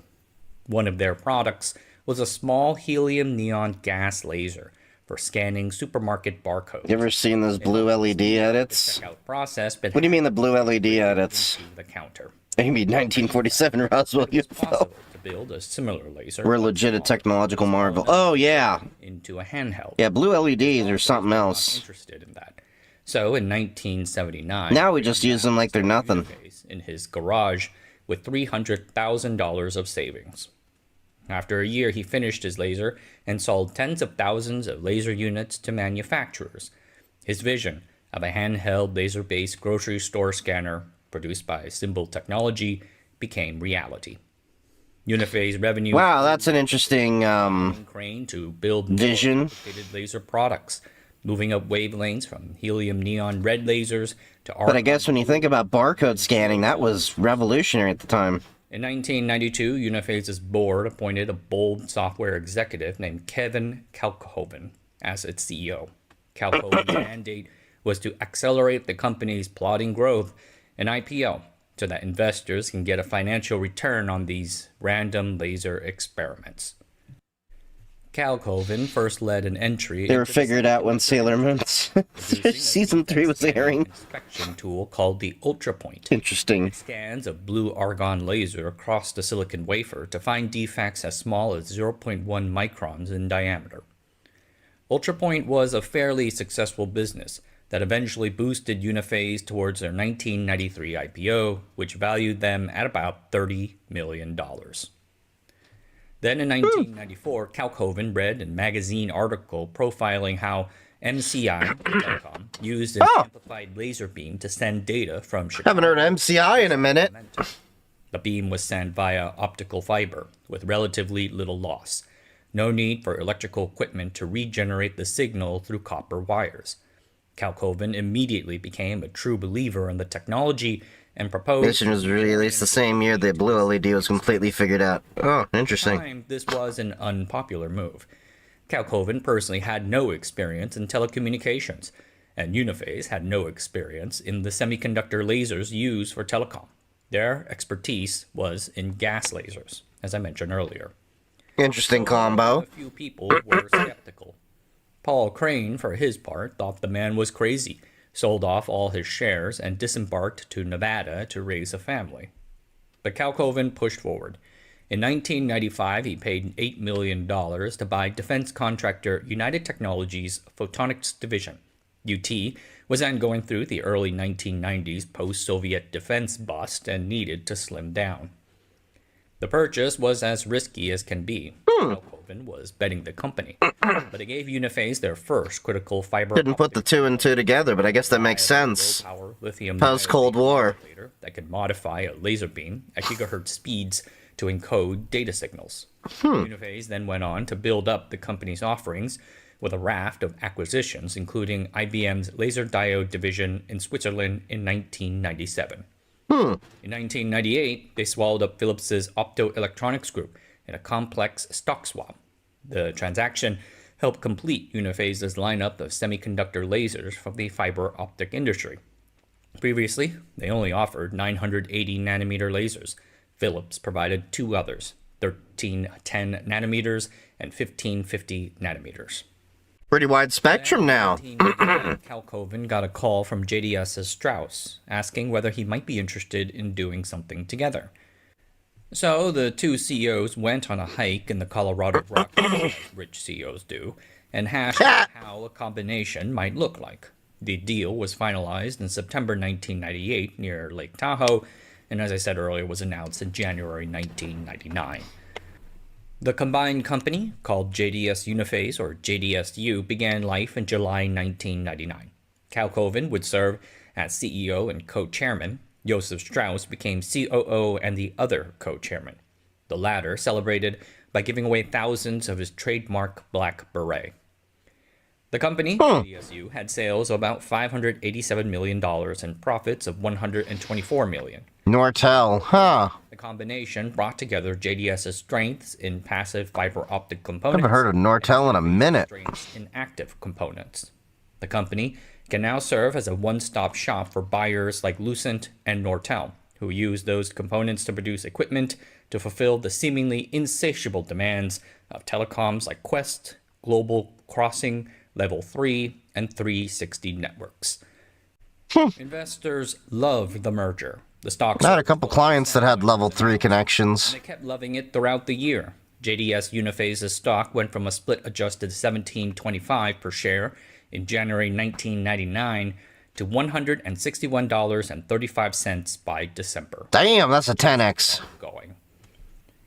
Using its ballooning stock price, JDSU went on one of the telecom bubble's wildest acquisition sprees, which is saying something considering that it's interesting how many CEOs have certain looks like black turtleneck leather jacket. Oh yeah. We're all shelling out billions to buy startups at inflated valuations. But JDSU, you should see them feast. They were like a mantis. In the second half, JDSU bought 6 companies, Sunny reference. $1 billion all-stock deal with Optical Coating Laboratory, a maker of optical thin film coatings. Then, in January 2000, cover the alien neck scales. A rival fiber optic components and modules maker called E-Tech Dynamics for about $15 billion in stock. Despite the high price, analysts hailed the deal because it gave JDSU a dominant 2/3 share of the fiber optics market. In other words, it now made them the Intel of fiber optics. Yes, they are like Intel now. That's a high praise back in the day. Nasdaq hit an intraday high of 5,132. JDSU's buoyant stock hit an all-time high of $293, rising 82% in just 3 months from January. It had risen a ridiculous 220 times from what it was 4 years prior. Damn! March marks the beginning of the end for these twin bubbles in the late 1990s. Right. The Nasdaq index began to descend as various gimmicky .com stocks imploded. Right. Despite the ongoing .com meltdown, the fiber optics stocks stayed hot for a while. Their zipper is showing. Pull that turtleneck up. July 2000 valued a fiber optics component startup Corvus at $11 billion, despite them not having a single shipping product. What? Founder David Huber's stake alone was worth $1.86 billion. Kalkoven decided then to step down from JDSU. He would later get into racing cars. Strauss took over as the company's CEO and swiftly led the company to its biggest buy yet. In mid-July 2000, JDSU's market cap was $110 billion, more than GM and Ford combined. Their trailing 12-month revenues were just $1.4 billion. And the company showed just 1.4. Just 1.4 billion. Was from amortizing the company's goodwill from its purchase. Yeesh. Strauss then negotiated to buy rival optics fiber components maker SDL for a staggering $41 billion in stock, or about $76 billion today. It was the largest non-telecom technology company acquisition up until then. This particular transaction was wild. SDL's trailing 12-month revenues were only $187 million. Profits just about $25 million. Paying $41 billion for so little, even if it was all paid in stock, boggled the mind. Business Week ran an article with the title, "Is JDS Uniface Bonkers?" and asked if management had lost their minds. If your stock is overvalued, which it was, you use it to buy undervalued assets. Don't use it to buy other overvalued companies. In late July 2000, JDSU's split-adjusted stock price had retraced a bit from the peak of an adjusted $293, but was still at a pretty good $135. Unfortunately, worse things were yet to come. Oof. Telecom capex continued in the third quarter of 2000, but the engine was sputtering. Lucent and Nortel had controversially lent billions to telecoms to buy their equipment. When those small companies collapsed due to the fiber overbuild, that came back to bite them. Ooh. The pain took no time to filter. I didn't put two and two together on that. By late September 2000, the stock had fallen to $95. By December, it had spiraled down to just $41, and now the alarm bells were seriously ringing. In January 2001, ring-a-ding-ding, laid off 700 contract workers in Ottawa. A month later, Nortel abruptly cut their forecasts. So then a week later, in February 28th, JDSU announced a 10% cut to their workforce, 3,000 layoffs. The stock price fell to $29. A company spokesman said, "We still feel very strongly about the need and demand for bandwidth. We still think it's there." Unfortunately, he was wrong. Demand for fiber optic components was vanishing faster than an ice cube in the Sahara. A week later, in March, JDS admitted that they will miss their third and fourth quarter earnings forecasts. Internally, it was chaos down and up the ranks. Employees were hearing about job cuts on the radio before the managers can be informed. Considering that the rest of the telecom industry was imploding too, Nortel alone would cut an astonishing 50,000 jobs in just the year 2001. Wow. It caused a lot of anxiety. In late April 2001, JDSU announced that they would cut another 5,000 jobs, half of which would be in Canada, where JDSU had many core research and engineering staff. The stock continued its march to Hades by falling 14% to $20. In July 2001, they declared a $50 billion loss for the 2001 fiscal year and another 7,000 job cuts, a third round on top of what had already been announced. At their peak, JDSU had 29,000 employees globally. 16,000 of those were chopped in 1 year. Jesus. By late August 2001, that's an absolute massacre. A year later, in August 2002, it reached $2. Even as the stock stumbled, analysts declared their faith in the seemingly quote-unquote stratospheric future of communications and the internet.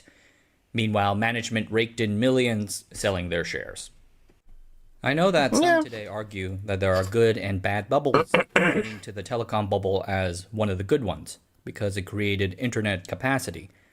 Considering the social and economic annihilation of entire communities in Canada and the United States that the bubble's burst left behind, I am skeptical.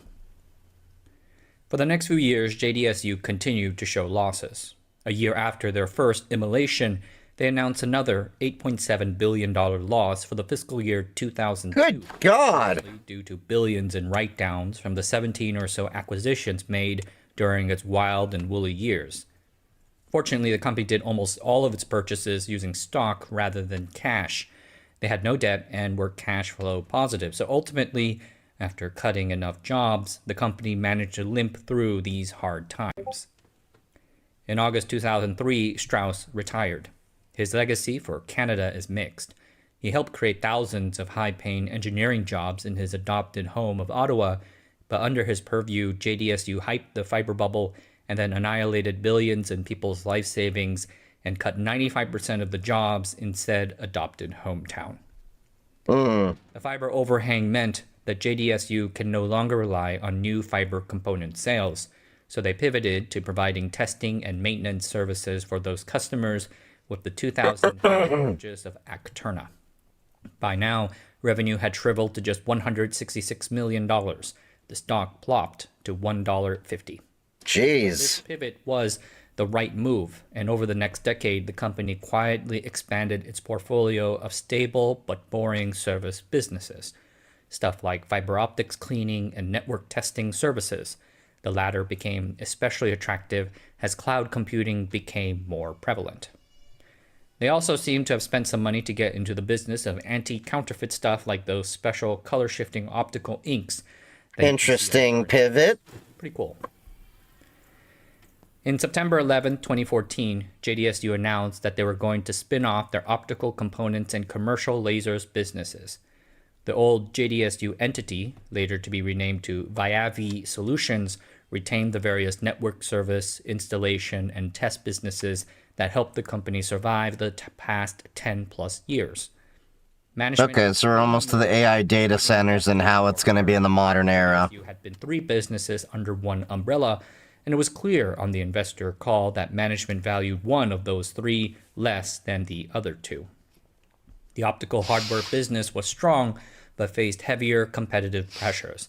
And since it was also a manufacturing business with fabs and capital requirements for them and all that, its profit margins were rougher.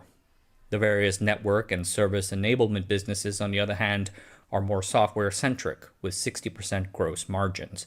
Management also felt that great It's a pretty damn good margin. Thanks to the ongoing rise of the cloud and data center. Thus, the laser business was being sent off on a raft to fend for itself, fortunately without any debt. It is most telling that the old JDSU management opted to stay with Viavi. In February 2015, it was announced that the spin-off would be named Lumentum. Lumentum's core business involved lasers for fiber optics, but for a long time that wasn't growing much. So the company experienced its next big expansion thanks to the rise of 3D sensing. These rely on small near-infrared dots generated by an array of compact little lasers called VCSELs. The technology first gained some prominence when Microsoft used it to produce the Xbox Kinect, a device that lets you use gestures to game. I never used it, but I heard it was fun. I never really used it either, but yeah, it seemed fun. But the real turning point occurred when these 3D sensing tools were adapted to do facial recognition on the mobile phone. These first broke through with Apple's iPhone 10, which hit the market in November 2017. Lumentum supplied all the VCSELs for those devices, though the Cupertino Fruit Company quickly diversified to a second supplier by investing in Finisar, now part of another optics company called Coherent. The company continues to work on VCSELs for LiDAR production, extolling their potential benefit for applications like self-driving. But 3D sensing is not behind Lumentum's rapid growth as of late. AI is that reason, of course, it's AI. That is so special. I am no expert, so as I mentioned earlier, I invited the anonymous author of the Irrational Analysis newsletter to help. What follows is his analysis, though I made some edits so I can narrate it. Lumentum's value in the AI boom is tied to a shortage of high quality, as in low noise, high density photons. Let's start with understanding density.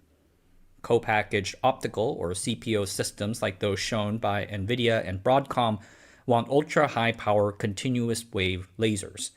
For the lasers inside traditional optical transceivers, it was historically sufficient for them to have an optical power of around 20 milliwatts. Co-packaged optics, however, require much higher optical output power per laser, typically in the range of 200 to 400 milliwatts. That's a lot more. Because CPO solutions use external pluggable light sources called ELSFP modules rather than have them directly integrated into the system. Disaggregating the lasers from the rest of the system makes sense because these lasers are typically the most unreliable and failure-prone element of an optical system. They're also very temperature sensitive, necessitating precise active cooling using thermoelectric coolers. So moving the lasers so they use tech module, the same form factor as a transceiver, greatly helps reliability. However, there is a cost drawback with doing it this way, particularly involving the fibers. The fibers connecting a continuous wave laser and the optical engines must be of a particular type. Polarization maintaining PM fibers. What are those? Imagine a pair of sunglasses. Sunglasses reduce glare by filtering out light that is in the wrong quote-unquote orientation. Right. Polarization. Polarization maintaining fiber is designed so that the light coming in stays on the same axis. Bad polarization leads to massive optical losses, so PM fibers intentionally build in internal stress elements to force the glass core into a desired shape. This helps ensure that the most light possible makes it from the laser to the silicon photonics optical engine. It also makes PM fibers expensive, so people want to minimize how much they use it for each system. Attaching those PM fibers is also expensive and quite painful. Typically, the attachment process means aligning the Crappy fiber drawing. At least they're honest about it. Indium phosphide laser or a silicon photonic integrated circuit. Once aligned, we use epoxy to hold it all together. The silicon photonic IC, really? Fiber attachments mean more cost plus additional potential points of failure. So using 4 100 milliwatt lasers is not the same as one 400 milliwatt laser. Economic and reliability requirements place significant pressure upon a laser vendor like Lumentum to deliver as much power as possible within a single laser diode. Lumentum's ultra-high power lasers deliver up to 24 dBm optical output per wavelength at 50 degrees Celsius. That 24 dBm converts to about 250 milliwatts of output power. This is the power that makes it onto the fiber. Every coupling interface induces optical loss, thus a non-trivial amount of light is lost between the indium phosphide laser and the fiber with... And 250 milliwatts is not something to scoff at. In general, the old... You ever played with a 1 watt laser? Around 350 to 400 milliwatts optical output power at facet, meaning before any coupling loss. This corresponds to 25.5 to 26 dBm. As of this writing, only 3 companies claim to have ultra-high power class of continuous wave lasers. Those are Lumentum, Coherent, and Applied Optoelectronics.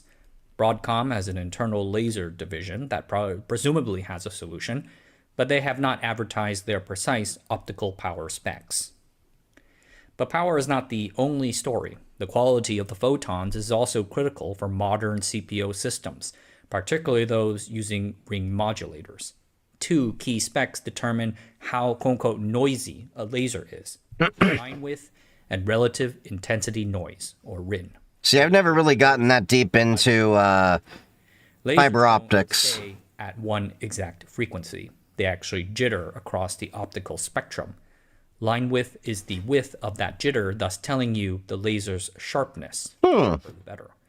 It is typically measured at the 3 dB full width half magnitude point. So how wide the plot is when it is at 50% of peak power. Many factors can influence a laser's line width, including thermal noise, power supply noise, or even optical reflections back into the laser itself. But the most important factor is the quality of the laser's design, as well as the manufacturing process that made it. Achieving a line width of 1 MHz or less is highly desired by the co-packaged optics boom, fueled by AI requirements.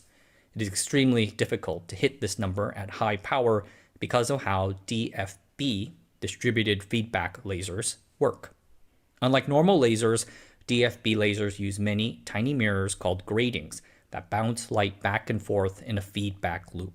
This loop raises the laser's power while also sharpening/concentrating light. The issue at higher power levels is that the DFB laser becomes much more sensitive to very small imperfections in the grating's design or fabrication. The effects of any imperfections amplify, creating a much noisier laser. In addition to line width, the other measure of noisiness is RIN, or relative intensity noise. Is it RIN? I like to call it RIN.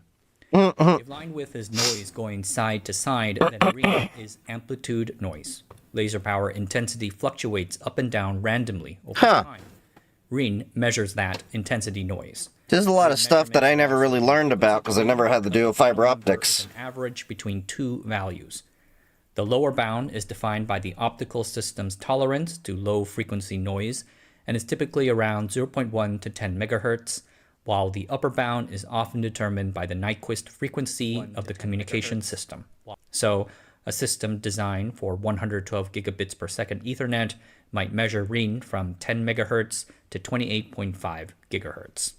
Huh. Again, many factors contribute to Damn, that's a pretty wide spectrum. Quality of the electrical driver and thermal control. Yet the most important factor, again, is the quality of the laser design and fabrication itself. Lumentum is the only independent laser vendor who can achieve these two key low noise aspects, line width and RIN, while also achieving high power. This makes it a key player in the AI-driven co-packaged optical revolution. As of this writing, Lumentum, the company, has a market cap of around $50 billion. Quite volatile, so be careful about that number.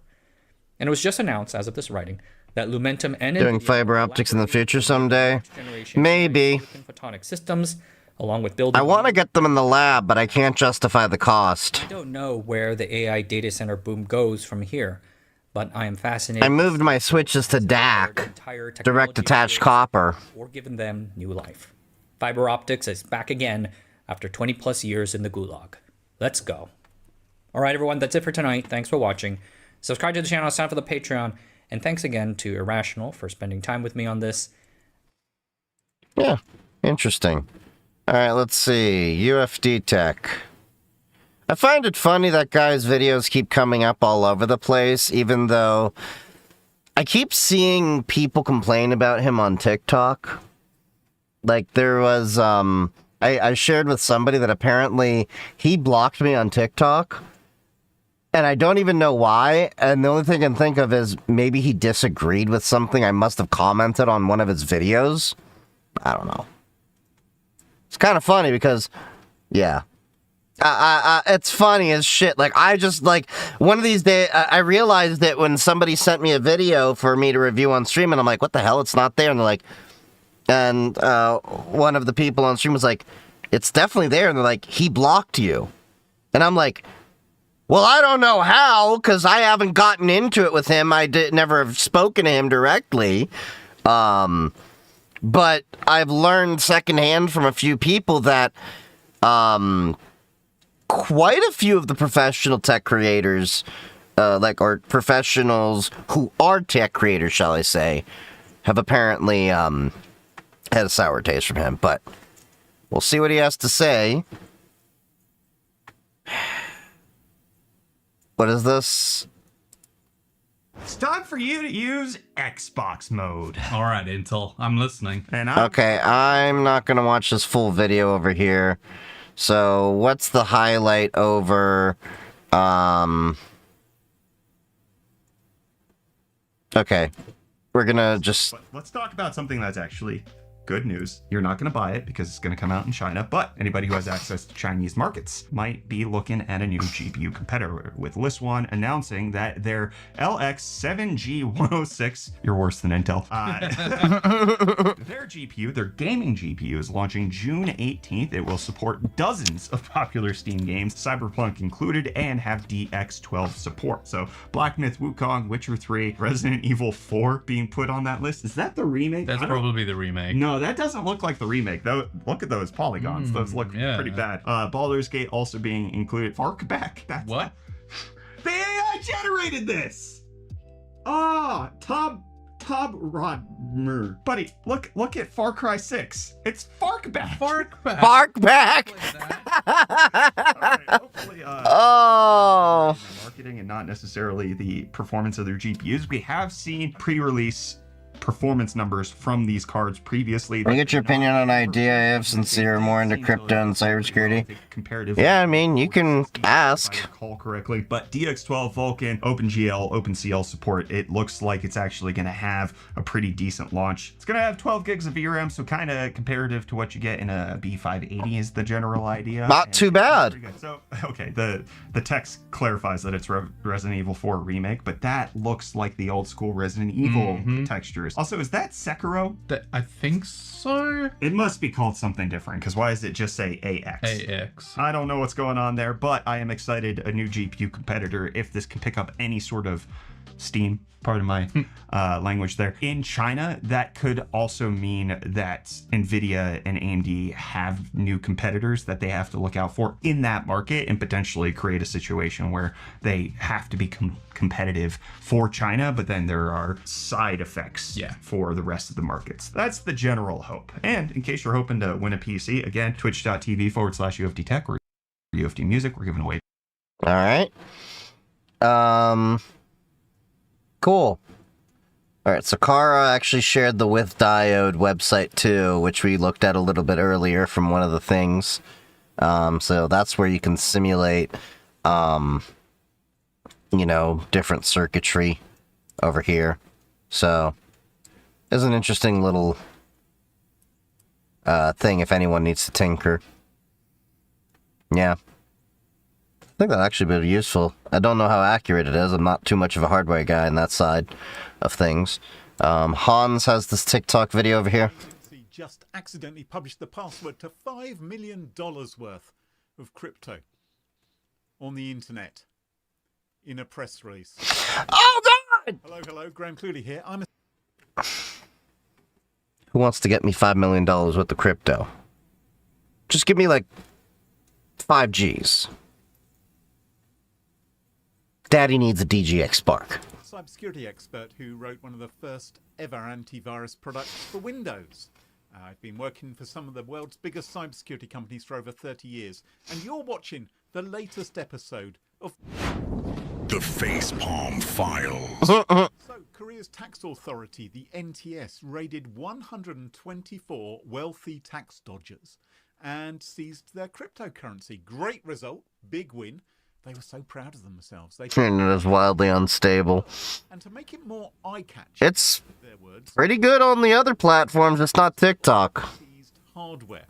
That included a Ledger cold wallet. That's the little gadget that stores the cryptocurrency. And also a handwritten note sitting right next to it in the photograph with the complete seed phrase. Oh my God. A seed phrase is the master key to a crypto wallet. Anyone who has it can drain the wallet completely, instantly, from anywhere in the world. No pin, no size. I'll give you 5 million if someone gives me 10 million. Deal. Someone give her 10 million. They swept up all the 4 million tokens out of the Build something like rug pull guard, crypto fraud detection integrated platform. $4.8 million. Okay. Gone. The moose. But wait, it gets better. But what about it? Because the first thief What's your take? second thoughts. And so they handed themselves in. They confessed. The coins came back. Hooray!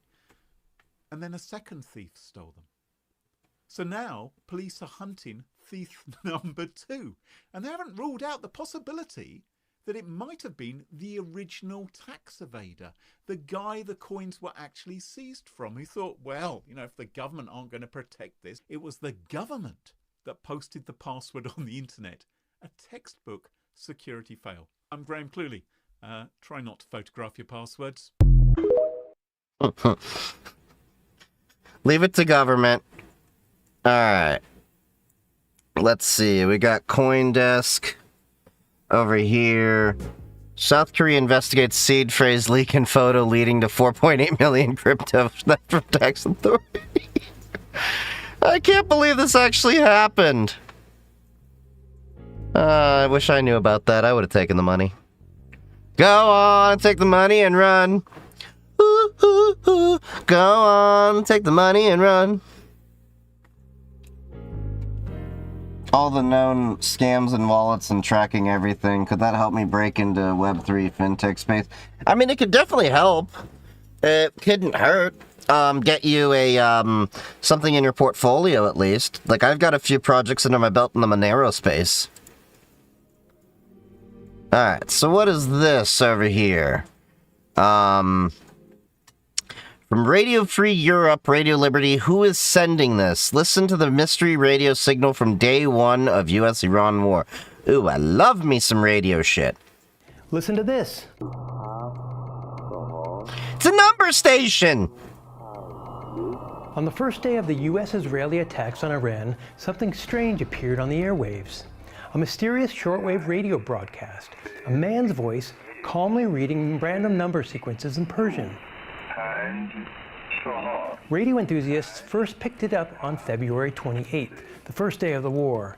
The broadcast follows a loose pattern, a string of numbers read aloud for 2 rounds, then a pause, then the Persian... God, I want to get a loop on the ground so I can read that stuff a lot better. Sometimes it's longer, sometimes it's shorter. No one knows exactly where the signal is coming from, but radio enthusiasts... 10 years into software engineering, but it's hard to land new jobs nowadays. Oh, it's definitely hard to land new jobs. My portfolio on GitHub is what broke me into being a senior cybersecurity engineer, where I'm doing CI/CD's development and shifting security left in a decently sized company. In right now where it's hard to get new jobs, I managed to get myself a new job and a 40% pay bump with a pay raise, a title increase. In fact, it was great because I was talking about in the last stream that a lot of employers are now in the point where they're trying to basically screw you over and basically make you, they think that you should just be grateful that you have a job right now because it's so hard. And we're basically like, oh, we're not going to give you a bonus, and we actually think you're doing below expectations, even though I was the only one doing IAC and Python and a bunch of other stuff on my team, and I was doing a lot of the, very, very in-depth technical coding and infrastructure stuff, and I basically was like, well, that's cool. I got an offer. I was only really sticking around here to see about the bonus, and since you're not giving it to me, you're going to get my 2 weeks at the end of the week. And I've been at a new job for a month. But yeah. Like an exchange scrabbler. I've been delegated homework to research into business processes as a software engineer, and I've never heard of half of these buzzwords. It is so painful. Yep. It's just money, a washroom platform. I'm not reading enough gRPC, proto buff, EKS on this document. Into the war. Yeah, you got to definitely learn your business jargon and all that crap, so that you can at least, business speak to the manager. Things got even stranger. Someone started jamming the signal. Electronic noise suddenly flooded the frequency, making it nearly impossible to hear. Why? The broadcast didn't stop. It just moved to a different frequency. RFERL independently recorded the transmission on March 10th, meaning it has been broadcasting around 2 weeks, more or less daily. So what is it? The most common explanation is something called a number station. I called it! Cold War spy tool, a shortwave radio broadcast used to send encrypted messages to intelligence agents around the world. Anyone can listen to the numbers, but without the decoder, the message is essentially impossible to understand. Yeah, the United States Air Force actually does something similar. I can't remember the station. I'll have to ask my former architect who does radio about it. But they told me they do it and they change the code every day because it's done with a one-time pad. Aiken Fernandez, who's considered a guru on the subject of number stations, says it's absolutely unbreakable. The number keys are perfectly random, and figuring it out mathematically wouldn't really work either. Right, it's usually a one-time pad. Into words, the message would likely still make no sense without the right decoder key. Okay, that's the first thing. What about the jamming? Who's jamming the signal and why? So the kind of interference being used here is called a bubble jammer. Basically, it drowns out the signal so the transmission is impossible to understand. Historically, this kind of jamming was used by governments trying to block foreign broadcasts. During the Cold War, Soviet bloc countries regularly jammed broadcasts from the BBC, Deutsche Welle, or Radio Free Europe, Radio Liberty, which were beaming uncensored news and information into the Eastern Bloc. These days, the Persian language broadcasts, the BBC, and Radio Free Europe's Radio Farda are also being jammed by the Iranian government on a similar frequency. Interesting. Tehran was responsible for this mysterious Persian number signal. It's pretty unlikely that Tehran will be jamming its own signal. That brings us back to the original question. Who's behind the number station broadcast? That rules out my theory. Sending coded messages to agents inside Iran. Or maybe it's Israel. Or how about Turkey, which is no fan of the Iranian government? Then it gets even muddier. ABC News reports that the US government had sent an alert to law enforcement agencies about an intercepted encrypted transmission. The transmission could, quote, be intended to activate or provide instructions to pre-position sleeper assets operating outside the originating country. ABC quoted the alert as saying. The CIA did not respond to requests for comment. Of course they didn't. For now, the signal remains a mystery. What do you think? Let us know in the comments. If that is actually government blocking, let us, technically is a war crime. Maybe.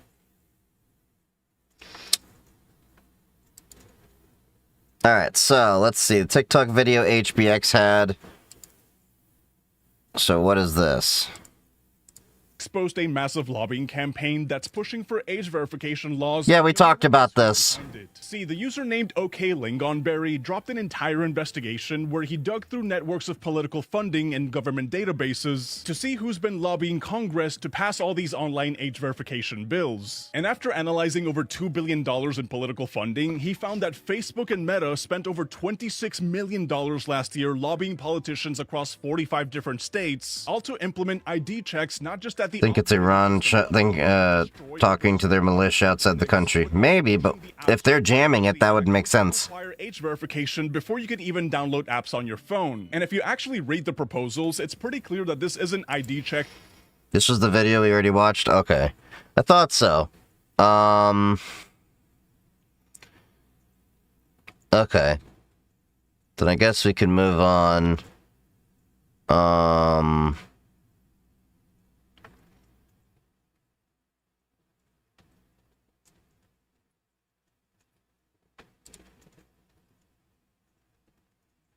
Okay.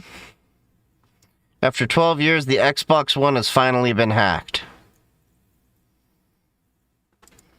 Well, the day has finally arrived. I never thought I would be making a video on this topic, but here it is. The Xbox One, after 12 years of being considered unhackable, has finally been exploited. The stream is bugging out. Interesting, because I'm not seeing... YouTube is reporting it as excellent health. On YouTube, it's reporting excellent health. Kick's not even complaining. Twitch doesn't even seem to be complaining. Don't know. That's weird. I'm not even seeing any frame drops inside of, it's weird. Thanks to Marcus Castellan and his new Xbox One Bliss hack. Now, we're going to talk about it more in today's episode and what this potentially could mean for the future. Viewer skill issue. As far as things like opening it up for homebrew and preservation purposes. But I do first want to let you guys know that there is a really excellent security write-up that was done on the Reverse 2026 channel on YouTube, and it outlines the entire step of the process that Marcus went from start to finish to exploit the Xbox One. I'm going to leave a link to that in the description below. It is very, very technical, and I'll be honest with you, a lot of that stuff kind of went over my head, but it does kind of explain his thought process and how he went about hacking the Xbox One, and I think it's compelling viewing. So the first thing that I want to talk about is, why did it take so long for the Xbox One to get exploited? It was considered unhackable or uncrackable for... You fork bombed your phone and you assumed your limit would be set, but apparently not. You fork bombed your phone. The Xbox One. And it was considered to be unpenetrable because they ended up really kind of patching all the various weak points that they found on the Xbox 360 and made the system extremely secure. But I do strongly believe that another reason why the Xbox One took so long to be exploited is because of developer mode. Just take the fork out. Now, dev mode is a sandbox that you can pay a subscription to get access to the features to develop your own software on. And this is something that I think took away a lot of the motivations to exploit the Xbox One, because you can indeed build your own homebrew applications and emulators and various things. There's already a dev mode community out there building UWP apps. Did not know that. Xbox One and Xbox Series processors. And the dev mode really kind of took out some of the motivation, in my opinion, to exploit the Xbox One. And I think the Xbox One really was a product of its time. When it released in 2013, it had a terrible launch. If you recall, Don Matrick was the head of Xbox at the time. It had the always online DRM policies. Oh yeah, it was horrible. That's why I didn't want to get it. Approach. But the hardware itself was quite sophisticated, as Tony Chen outlined in his Xbox One presentation in 2019. And the big takeaway from that presentation was that the software can be patched at all times, but silicon cannot. And Tony Chen even noted in his presentation that the only mistake Microsoft could not recover from would be a bug in the boot ROM. But the boot ROM itself contained 0 bugs. So a software exploit in this caliber is considered impossible. The only way to proceed is to physically attack the boot ROM using a hardware attack. And that's exactly what Marcus did with his Bliss exploit. Now, his approach to exploiting the Xbox One boot ROM was to use a hardware glitch. Now, in the days of the Xbox 360, the RGH hack, it was something that you could basically run on any Xbox 360. You could glitch almost any Xbox 360 out there that had a reset pin, except for the later Winchester motherboards. But Microsoft was very clever to secure all these particular weak points on the Xbox One. For example, there is no reset pin found on the Xbox One. Interesting. One aspect of the Xbox 360 RGH was to slow down artificially the system clock to make the glitch timings easier. So these things were not on the table for the Xbox One at all. Now, Marcus's approach was to use a voltage glitch on the North Bridge rail. It's basically a hardware attack that temporarily shorts the processor's power supply to ground for a very small amount of time, and this causes the processor to make some type of mistake or put it into some type of undetermined state, like skipping a security check without fully turning off or rebooting the system. Now, the end result of this Bliss exploit, Gotta be careful about doing that. supervisor execution and decryption.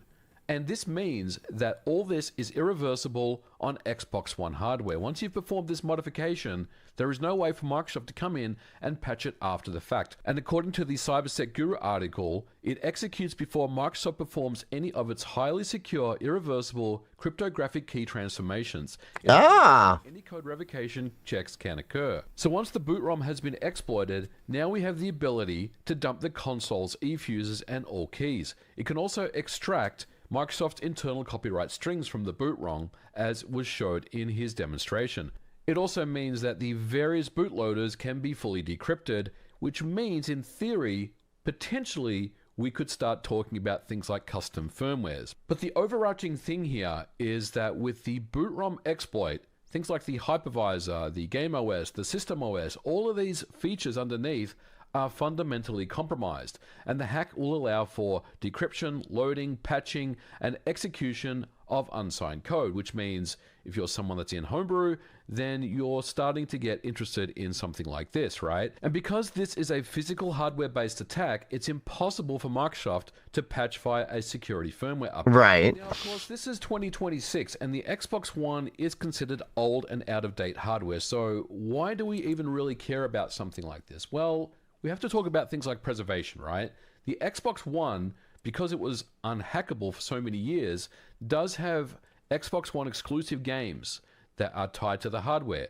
Now we have the ability to preserve those games. We can rip those games from disk as well as the hard drive, and those games can finally be preserved. And preservation is a massive thing here when it comes to the Xbox One. But of course, there are other things you can do with an exploited Xbox One in this fashion. Motherboards and corrupted NANDs can be previously restored. You can restore your Xbox One if it became a brick for whatever reason. You can decouple the optical disk drive from the system, which means that you can start replacing the disk drives with other ones.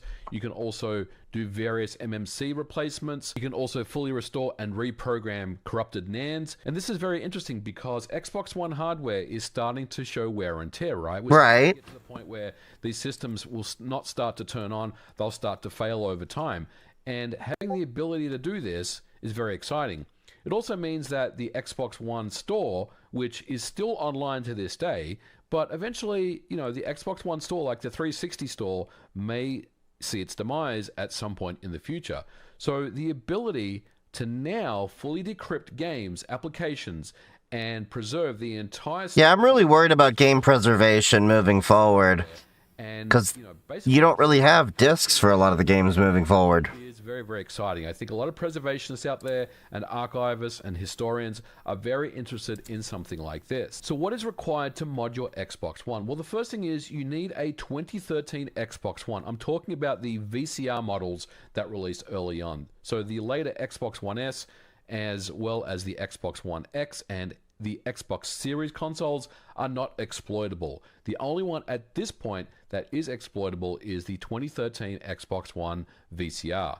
Now, to install and execute a Bliss hack on your Xbox One, you only really need a few things. You need a Raspberry Pi Pico or a Teensy. It's only a 3 to 4 wire mod as well, but you also need a basic MOSFET setup on the North Bridge, and you also have to remove some capacitors from beneath the board to allow the voltage to drop to hit the processor cleanly. Now, these types of things obviously would probably shy away a lot of people from modding their Xbox One. Yeah, that can be kind of dangerous if you don't know what you're doing. And I am someone that is very interested in performing this modification, but I'm probably going to sit and wait a little bit until this process can be streamlined a bit. Usually when it comes to these types of exploits, when someone does release their exploit, there's always people in the community that come up with more interesting ways to exploit the system. So potentially we may be able to see some type You will pay your subscription and be happy. The fuck I will! myself. Now you might be asking about the reliability of this glitch. How long does it take to actually glitch your Xbox One if you've installed your hardware mod? Well, the report here says that it could be from a minute to 30 minutes in a research environment. But it is said with proper refinement and by tweaking the glitch parameters, it could possibly see those boot rates drop down to a few seconds. So all of a sudden, this is a very interesting modification to make. And again, this is something that I'm very much interested in doing myself. And I think a lot of people out there that have Xbox Ones that have been waiting for a mod will be very excited about this report. But I'm going to leave it here for today's episode, guys. This was just a quick one. I did want to talk about this because a lot of people reached out to me and said, MVG, you really need to discuss the Xbox One exploit. I will leave various links to everything that I talked about in the description below. But I'm excited. Even though, you know, the Xbox One is long dead and gone these days, having the ability to exploit the system and preserve your games and get access to unsigned code, which is outside of dev mode, which provides you with the full power of the hardware, is very exciting. But what do you guys think? Let me know in the comments below. We're going to leave it here for today's episode. Thank you so much for watching. If you liked it, please don't forget to leave me a thumbs up, and we will catch you guys in the next episode. Bye for now. Nice. There's hope yet to save the Xbox. Alright, level 2 Jeff the Switchberry. Sometimes a good time costs extra. So, I have a feeling... Wait, have I not subscribed to this guy already? I'm pretty sure I saw stuff. Wait, I thought that was... Yes, that's Jeff Geerling, isn't it? Okay, so... What is this? PTP, NTP. Hey look, it's time for an update. So if you missed my Oh god, really? This is a PTP clock showing PTP time on my network. This is an NTP clock showing NTP time on my network. And this is a GPS clock showing time straight from a GPS Here's the chapter is in sync, really? You're really punny, aren't you, today? So now I can finally compare if my GPS time is propagating through my network, through my time server, to these other clocks correctly. And if you look closely, you'll notice that the seconds are ticking, well, at least within a few microseconds of each other. I don't know if we're down to the nanosecond level yet on everything, but I will show you what's going on. This is a Switchberry. It's a custom 5-port PTP and Sync-E network switch that has a Raspberry Pi CM4 inside, and a configurable managed switch that you can set as a boundary clock or a transparent clock. If you don't know what these things mean, don't worry. Someday I will finally finish my PTP video and explain all this stuff. But this is a cool thing because it also has this little guy coming out that goes down there and over there to that little GPS distribution box back there. And it takes in GPS time, which is extremely accurate, probably more accurate than any other clock that you'll ever own in your life. And then it distributes that time through PTP and NTP over the network. This is one of my 2 time servers that I'm running right now. And down here, this is the other of the 2 time servers I'm running right now. And this one also has GPS. There's an itty bitty little pigtail back here that goes over to this GPS time distribution box. And this box has an input that comes straight from the antenna outside the building.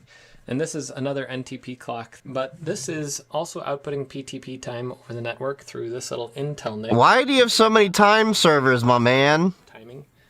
Not very fun. The drivers specifically. Dude's literally running a time machine. Check his garage for a DeLorean. Have been challenging.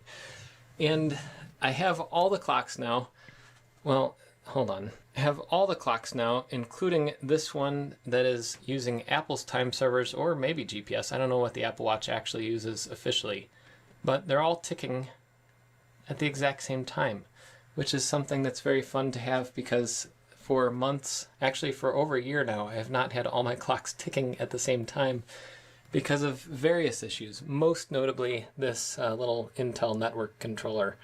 It was super annoying. You can see my last video for what was going on with it. But up here on my monitor, I have my Mac now getting its time from time01.mmoffice.net. That is this switchberry down here. So now I can check the accuracy for NTP between the two clocks, and they're within like 100 microseconds usually, which is pretty good. I think you could get that down better depending on the networking that you have in your studio. Like I have a lot of devices and a lot of traffic. I could probably isolate things better and get that down with NTP, but 100 microseconds isn't anything to sniff at. But PTP, that is the reason why I have this. What project is it? Oh, it's a time server. So that I have two what are called grandmasters. He's the timekeeper, yeah. And using specialized packets, it can actually get much more accurate, down to nanoseconds. And if I look at the Switchberry's dashboard here, we can see that it is running PTP, multicast setup, and here's all the logs for it. This is a nice little dashboard. Some of the software is still a little bit of a work in progress, but it's gotten much more stable, and now this server can serve up PTP and NTP and take in time sources from anywhere. It has all these different SMA ports on the back which are configurable, so you can verify that your time is correct, or use external time. I need that. For even more accurate time, like But I got too many projects in my hand as it is. Atomic clocks. You could feed an atomic clock into here for even more accuracy. Wait, what? This is all running, and these settings here, this is the settings for the one in the rack room back there. These settings have taken me weeks to nail down correctly because documentation is all over the board. Some things are only documented like in white papers or in blog posts or in random spots inside of like a product brochure. How come he wants to know the time so accurately? For his DeLorean, so when he travels through time. It's not really Look, when you're going that fast, seconds equal like days. I would use Google's whatever their built-in AI thing is and kind of pester it until it found me a good reference. And then I'd go read a white paper and I'd be like, oh, there's. So in all honesty, I'm actually tempted to do this because here's the thing. So when I actually am getting the time on my network, I'm using NTP and I'm going to pool.ntp, all right? So I have to go outside my network.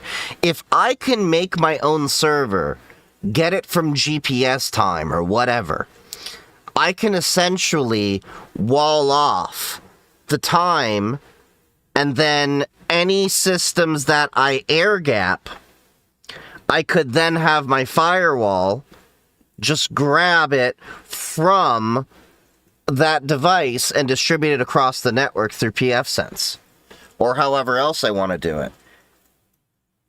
Because right now, no matter what network I do when I zero trust it, there's two things I have to allow traffic for regardless. Well, four things. Port 53, DNS, which goes to my firewall, and then the firewall goes over port 853 for DNS over TLS.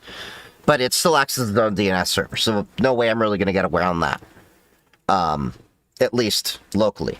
And then port 123 to my pfSense, where my pfSense is acting as the NTP server for my network right now.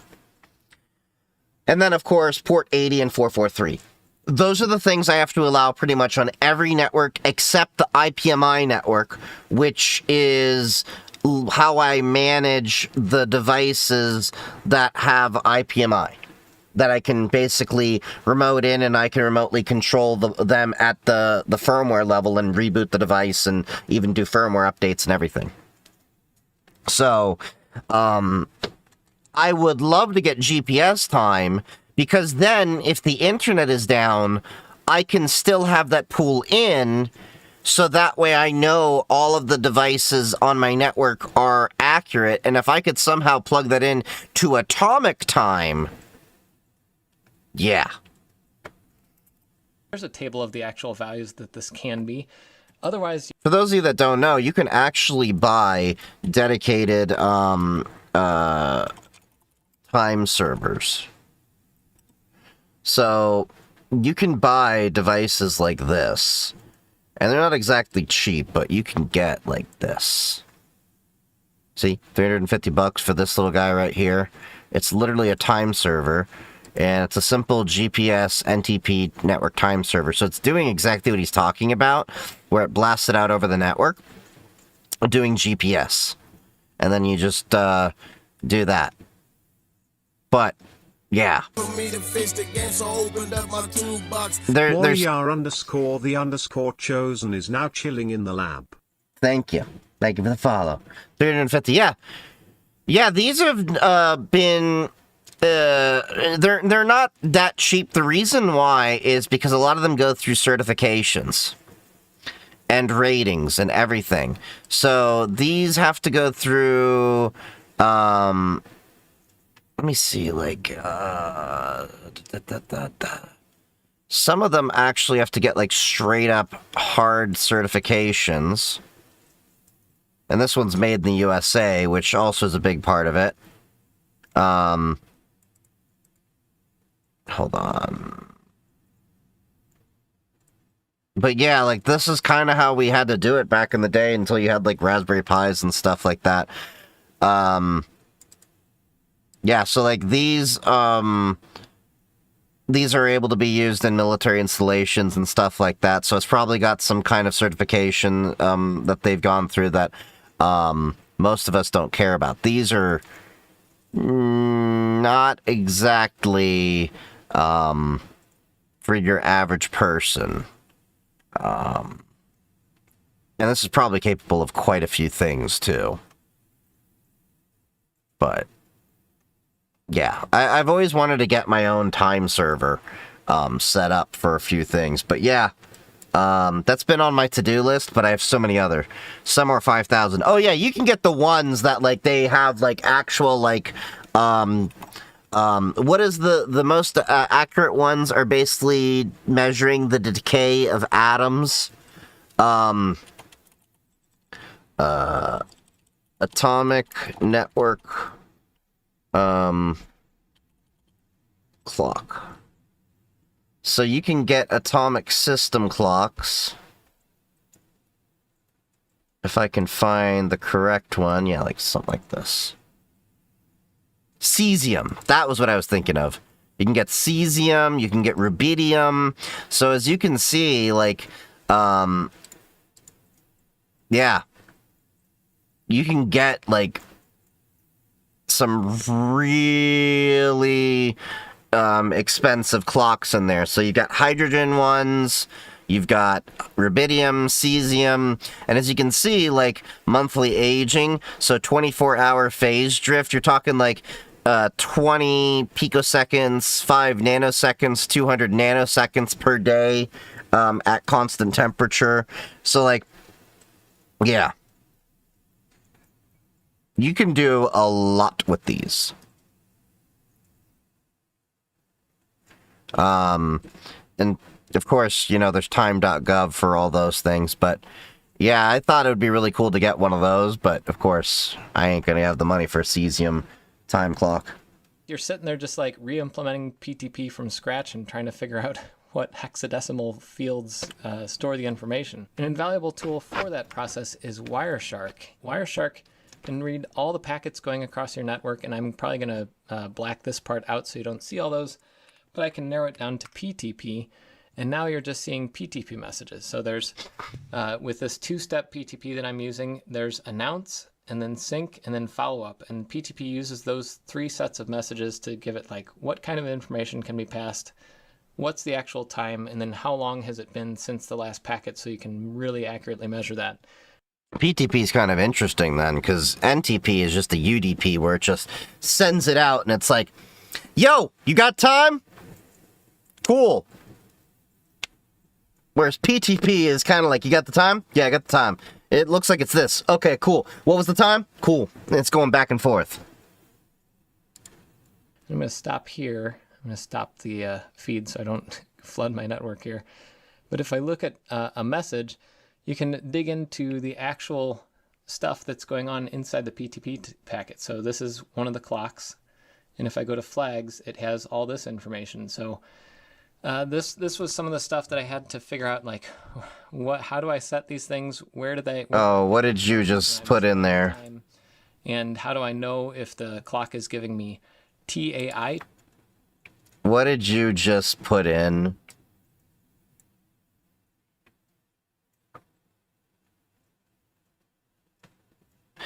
NTP time server implementation using Neo 6M 6 Mike Victor 2 GPS module as a reference clock, originally based on the Arduino NTP server, with heavy modifications to work on Espressif ESP32 to use the global positioning system instead of the Russian GLONASS.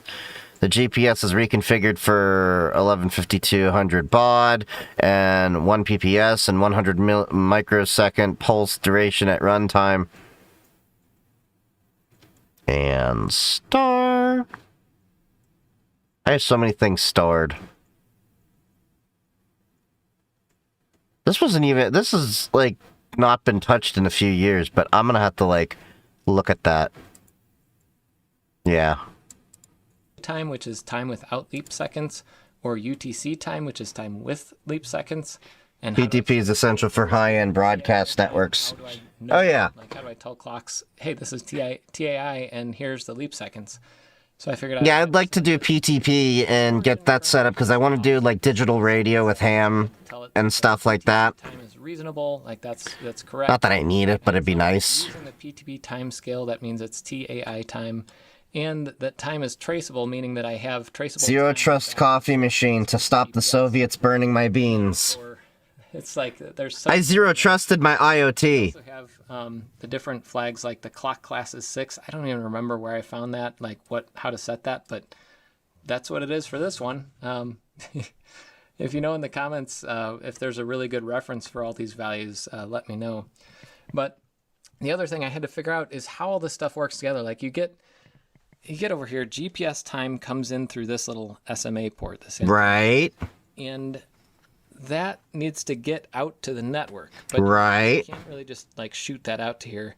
You have to take that time and use PPS and the NMEA sentences, basically the things that tell what time it is and where you are with GPS. You have to use that to discipline the clock. And that is set through this TS2 PHC service. And here's the settings that I'm using for that. It's basically saying, like, here's the pin that the GPS timing will come into the NIC. That's that. And then I also am using a tool that Julian St. James created for splitting the GPS data, and that comes in through there. So you got the GPS timestamp and the GPS pulse per second coming into the network adapter.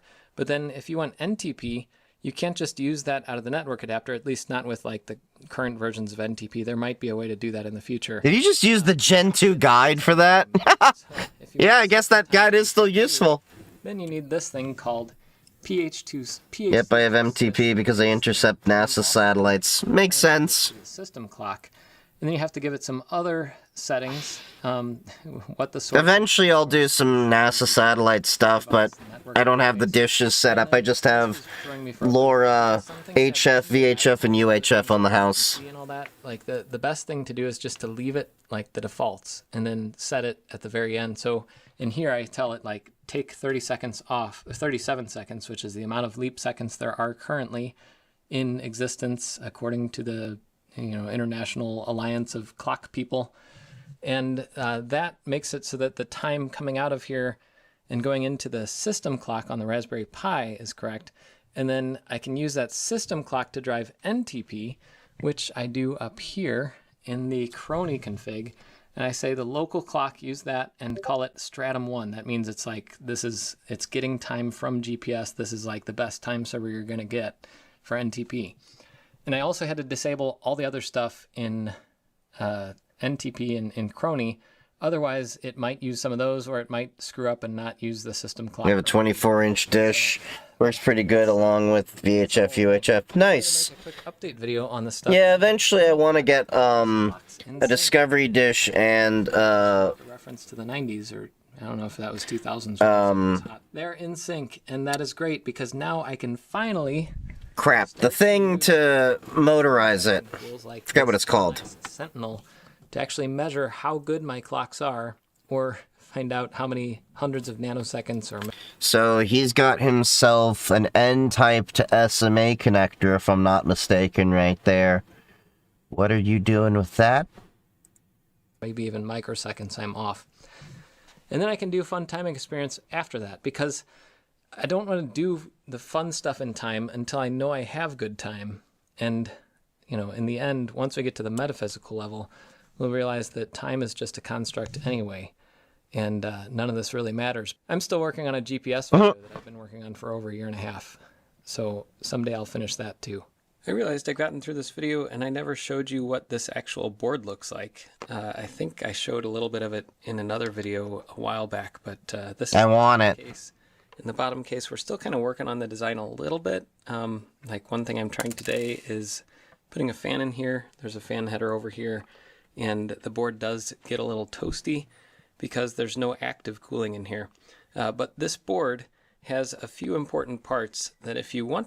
There's another, M2 over there. I wonder with that 2230 card, if you could put another SDR in there and have some really good fun. I'd love to set up some SDR stuff to do, multiple SDRs. I'd also like to get back into plane spotting and set up a UAT and an ADS-B system.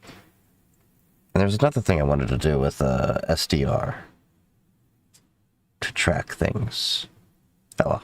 To buy one of these. These are expensive. They're not cheap. I'm not going to lie there. And yeah, if you know what this does, the price might not matter as much to you because there's not many things on the market like it. And for people that need it, they might need it. But anyway, this is the GNSS or GPS module. So this is nice. The M9N. This is not like the highest end chip for timing, but it's a good chip for GPS timing.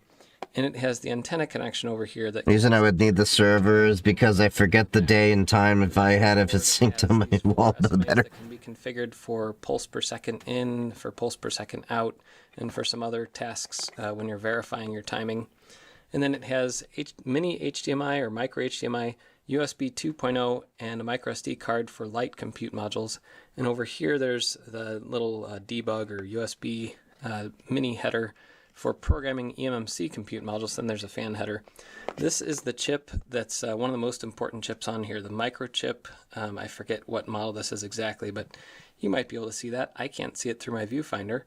But this is the chip that does the PTP timing, and you can set it to boundary clock or transparent clock and all that kind of stuff through these ports. And the compute module 4, which is on the bottom over here, goes into that chip, its little LAN port. I still haven't gotten into compute modules. One thing that's on the chip here, and you can connect to it through your network that way. But on the bottom side, we have the compute module 4 is the main thing here. And it's one reason why I'm hoping to make a bunch of money off of content creation is just to build more things in the home lab. This is the 6th revision of this board. It is a very money board, like $400. After working our way through all these other things, I realized oh, you can shut down the CM4, and then if you want to power it on, you have to turn on and off the whole switch. So, adding a power button. There's when you're doing hardware design, there's a million things to optimize for. And finally, you get to some of the little usability things once you've fixed all the little bugs and quirks and things. Have it on e-ink That's this board. and only show the date and time. A full kit with the case and the board and Yeah. everything is like $1,000. So like I said, this is Jesus! not something that I think that most home labbers are going to go out and buy. This is for people who are investigating timing and PTP specifically. This Yeah, $1,000. That's a little bit much. with a $30 one gig. 300-400. I'd be like, okay, that's a little chunk of change. $1,000. Capable and does synchronous Ethernet. Like that's another server box for me. Ethernet as well. So I'll be testing this more, and I will have, I'm working my way up to some other videos on this board and some other things with PTP. Supply chains to me in software engineering terms, and now it's talking about supply chains and CI/CD pipelines. Bit where you get to see the board itself. Oh, and this slot, I didn't even mention it. This is for a Wi-Fi card. You Okay. can use it for other things too. It's PCI Express. But you could put a Wi-Fi 6E or Wi-Fi 7 card on here and run this as a Wi-Fi base station access point. Yeah, why would you do that though? Or just to connect it wirelessly. Right now, I put an SDR in it. PTP over Wi-Fi, but there are proposals, and I think the intention here is that eventually, if one of those proposals gets like traction, we could do PTP over Wi-Fi, which I don't see why there's any technical reason that's not possible. It might not get down to like the 5 nanosecond level, but I think we could do really well with Wi-Fi 6E and 7, and I guess Wi-Fi 8 when it comes out and whatever else. Anyway, that's it. See ya next time on Level 2 Jeff. Huh. Really interesting. But it's getting a little bit late, guys, so I think I am going to be hitting the hay. But yeah, it was great hanging with all of you. I might be back on stream. Oh, that board is like $400 on Amazon. Okay. But I will be probably back on stream maybe tomorrow to hang out some more, catch up on some of the content to watch. But definitely Wednesday is the next time we have it scheduled. And we will, I did also put a YouTube video out earlier. I still have some more YouTube videos that I need to edit and all of that. I did schedule TikTok videos and everything. I'm playing with Opus clips, so you might see TikTok clips come out sooner. I'm going to be talking with Just Dev to see if we can get a process to get that going a little bit faster. But that'll be happening over time. So thank you all for joining me. If you haven't already, make sure to follow me on YouTube, Kick, Twitch, TikTok, Blue Sky, Mastodon, and of course join the Discord and the Matrix server if you haven't already. There's a great community on both places over there. The Matrix has actually been growing nicely, especially because people are getting pissed off at how Discord's going and everything. If you're on Twitch, stick around for the raid. Otherwise, I love you all. Stay safe, happy hacking, and I shall see you all, if not tomorrow, Wednesday for sure. Stay safe. I'm gonna go to bed. I'm tired.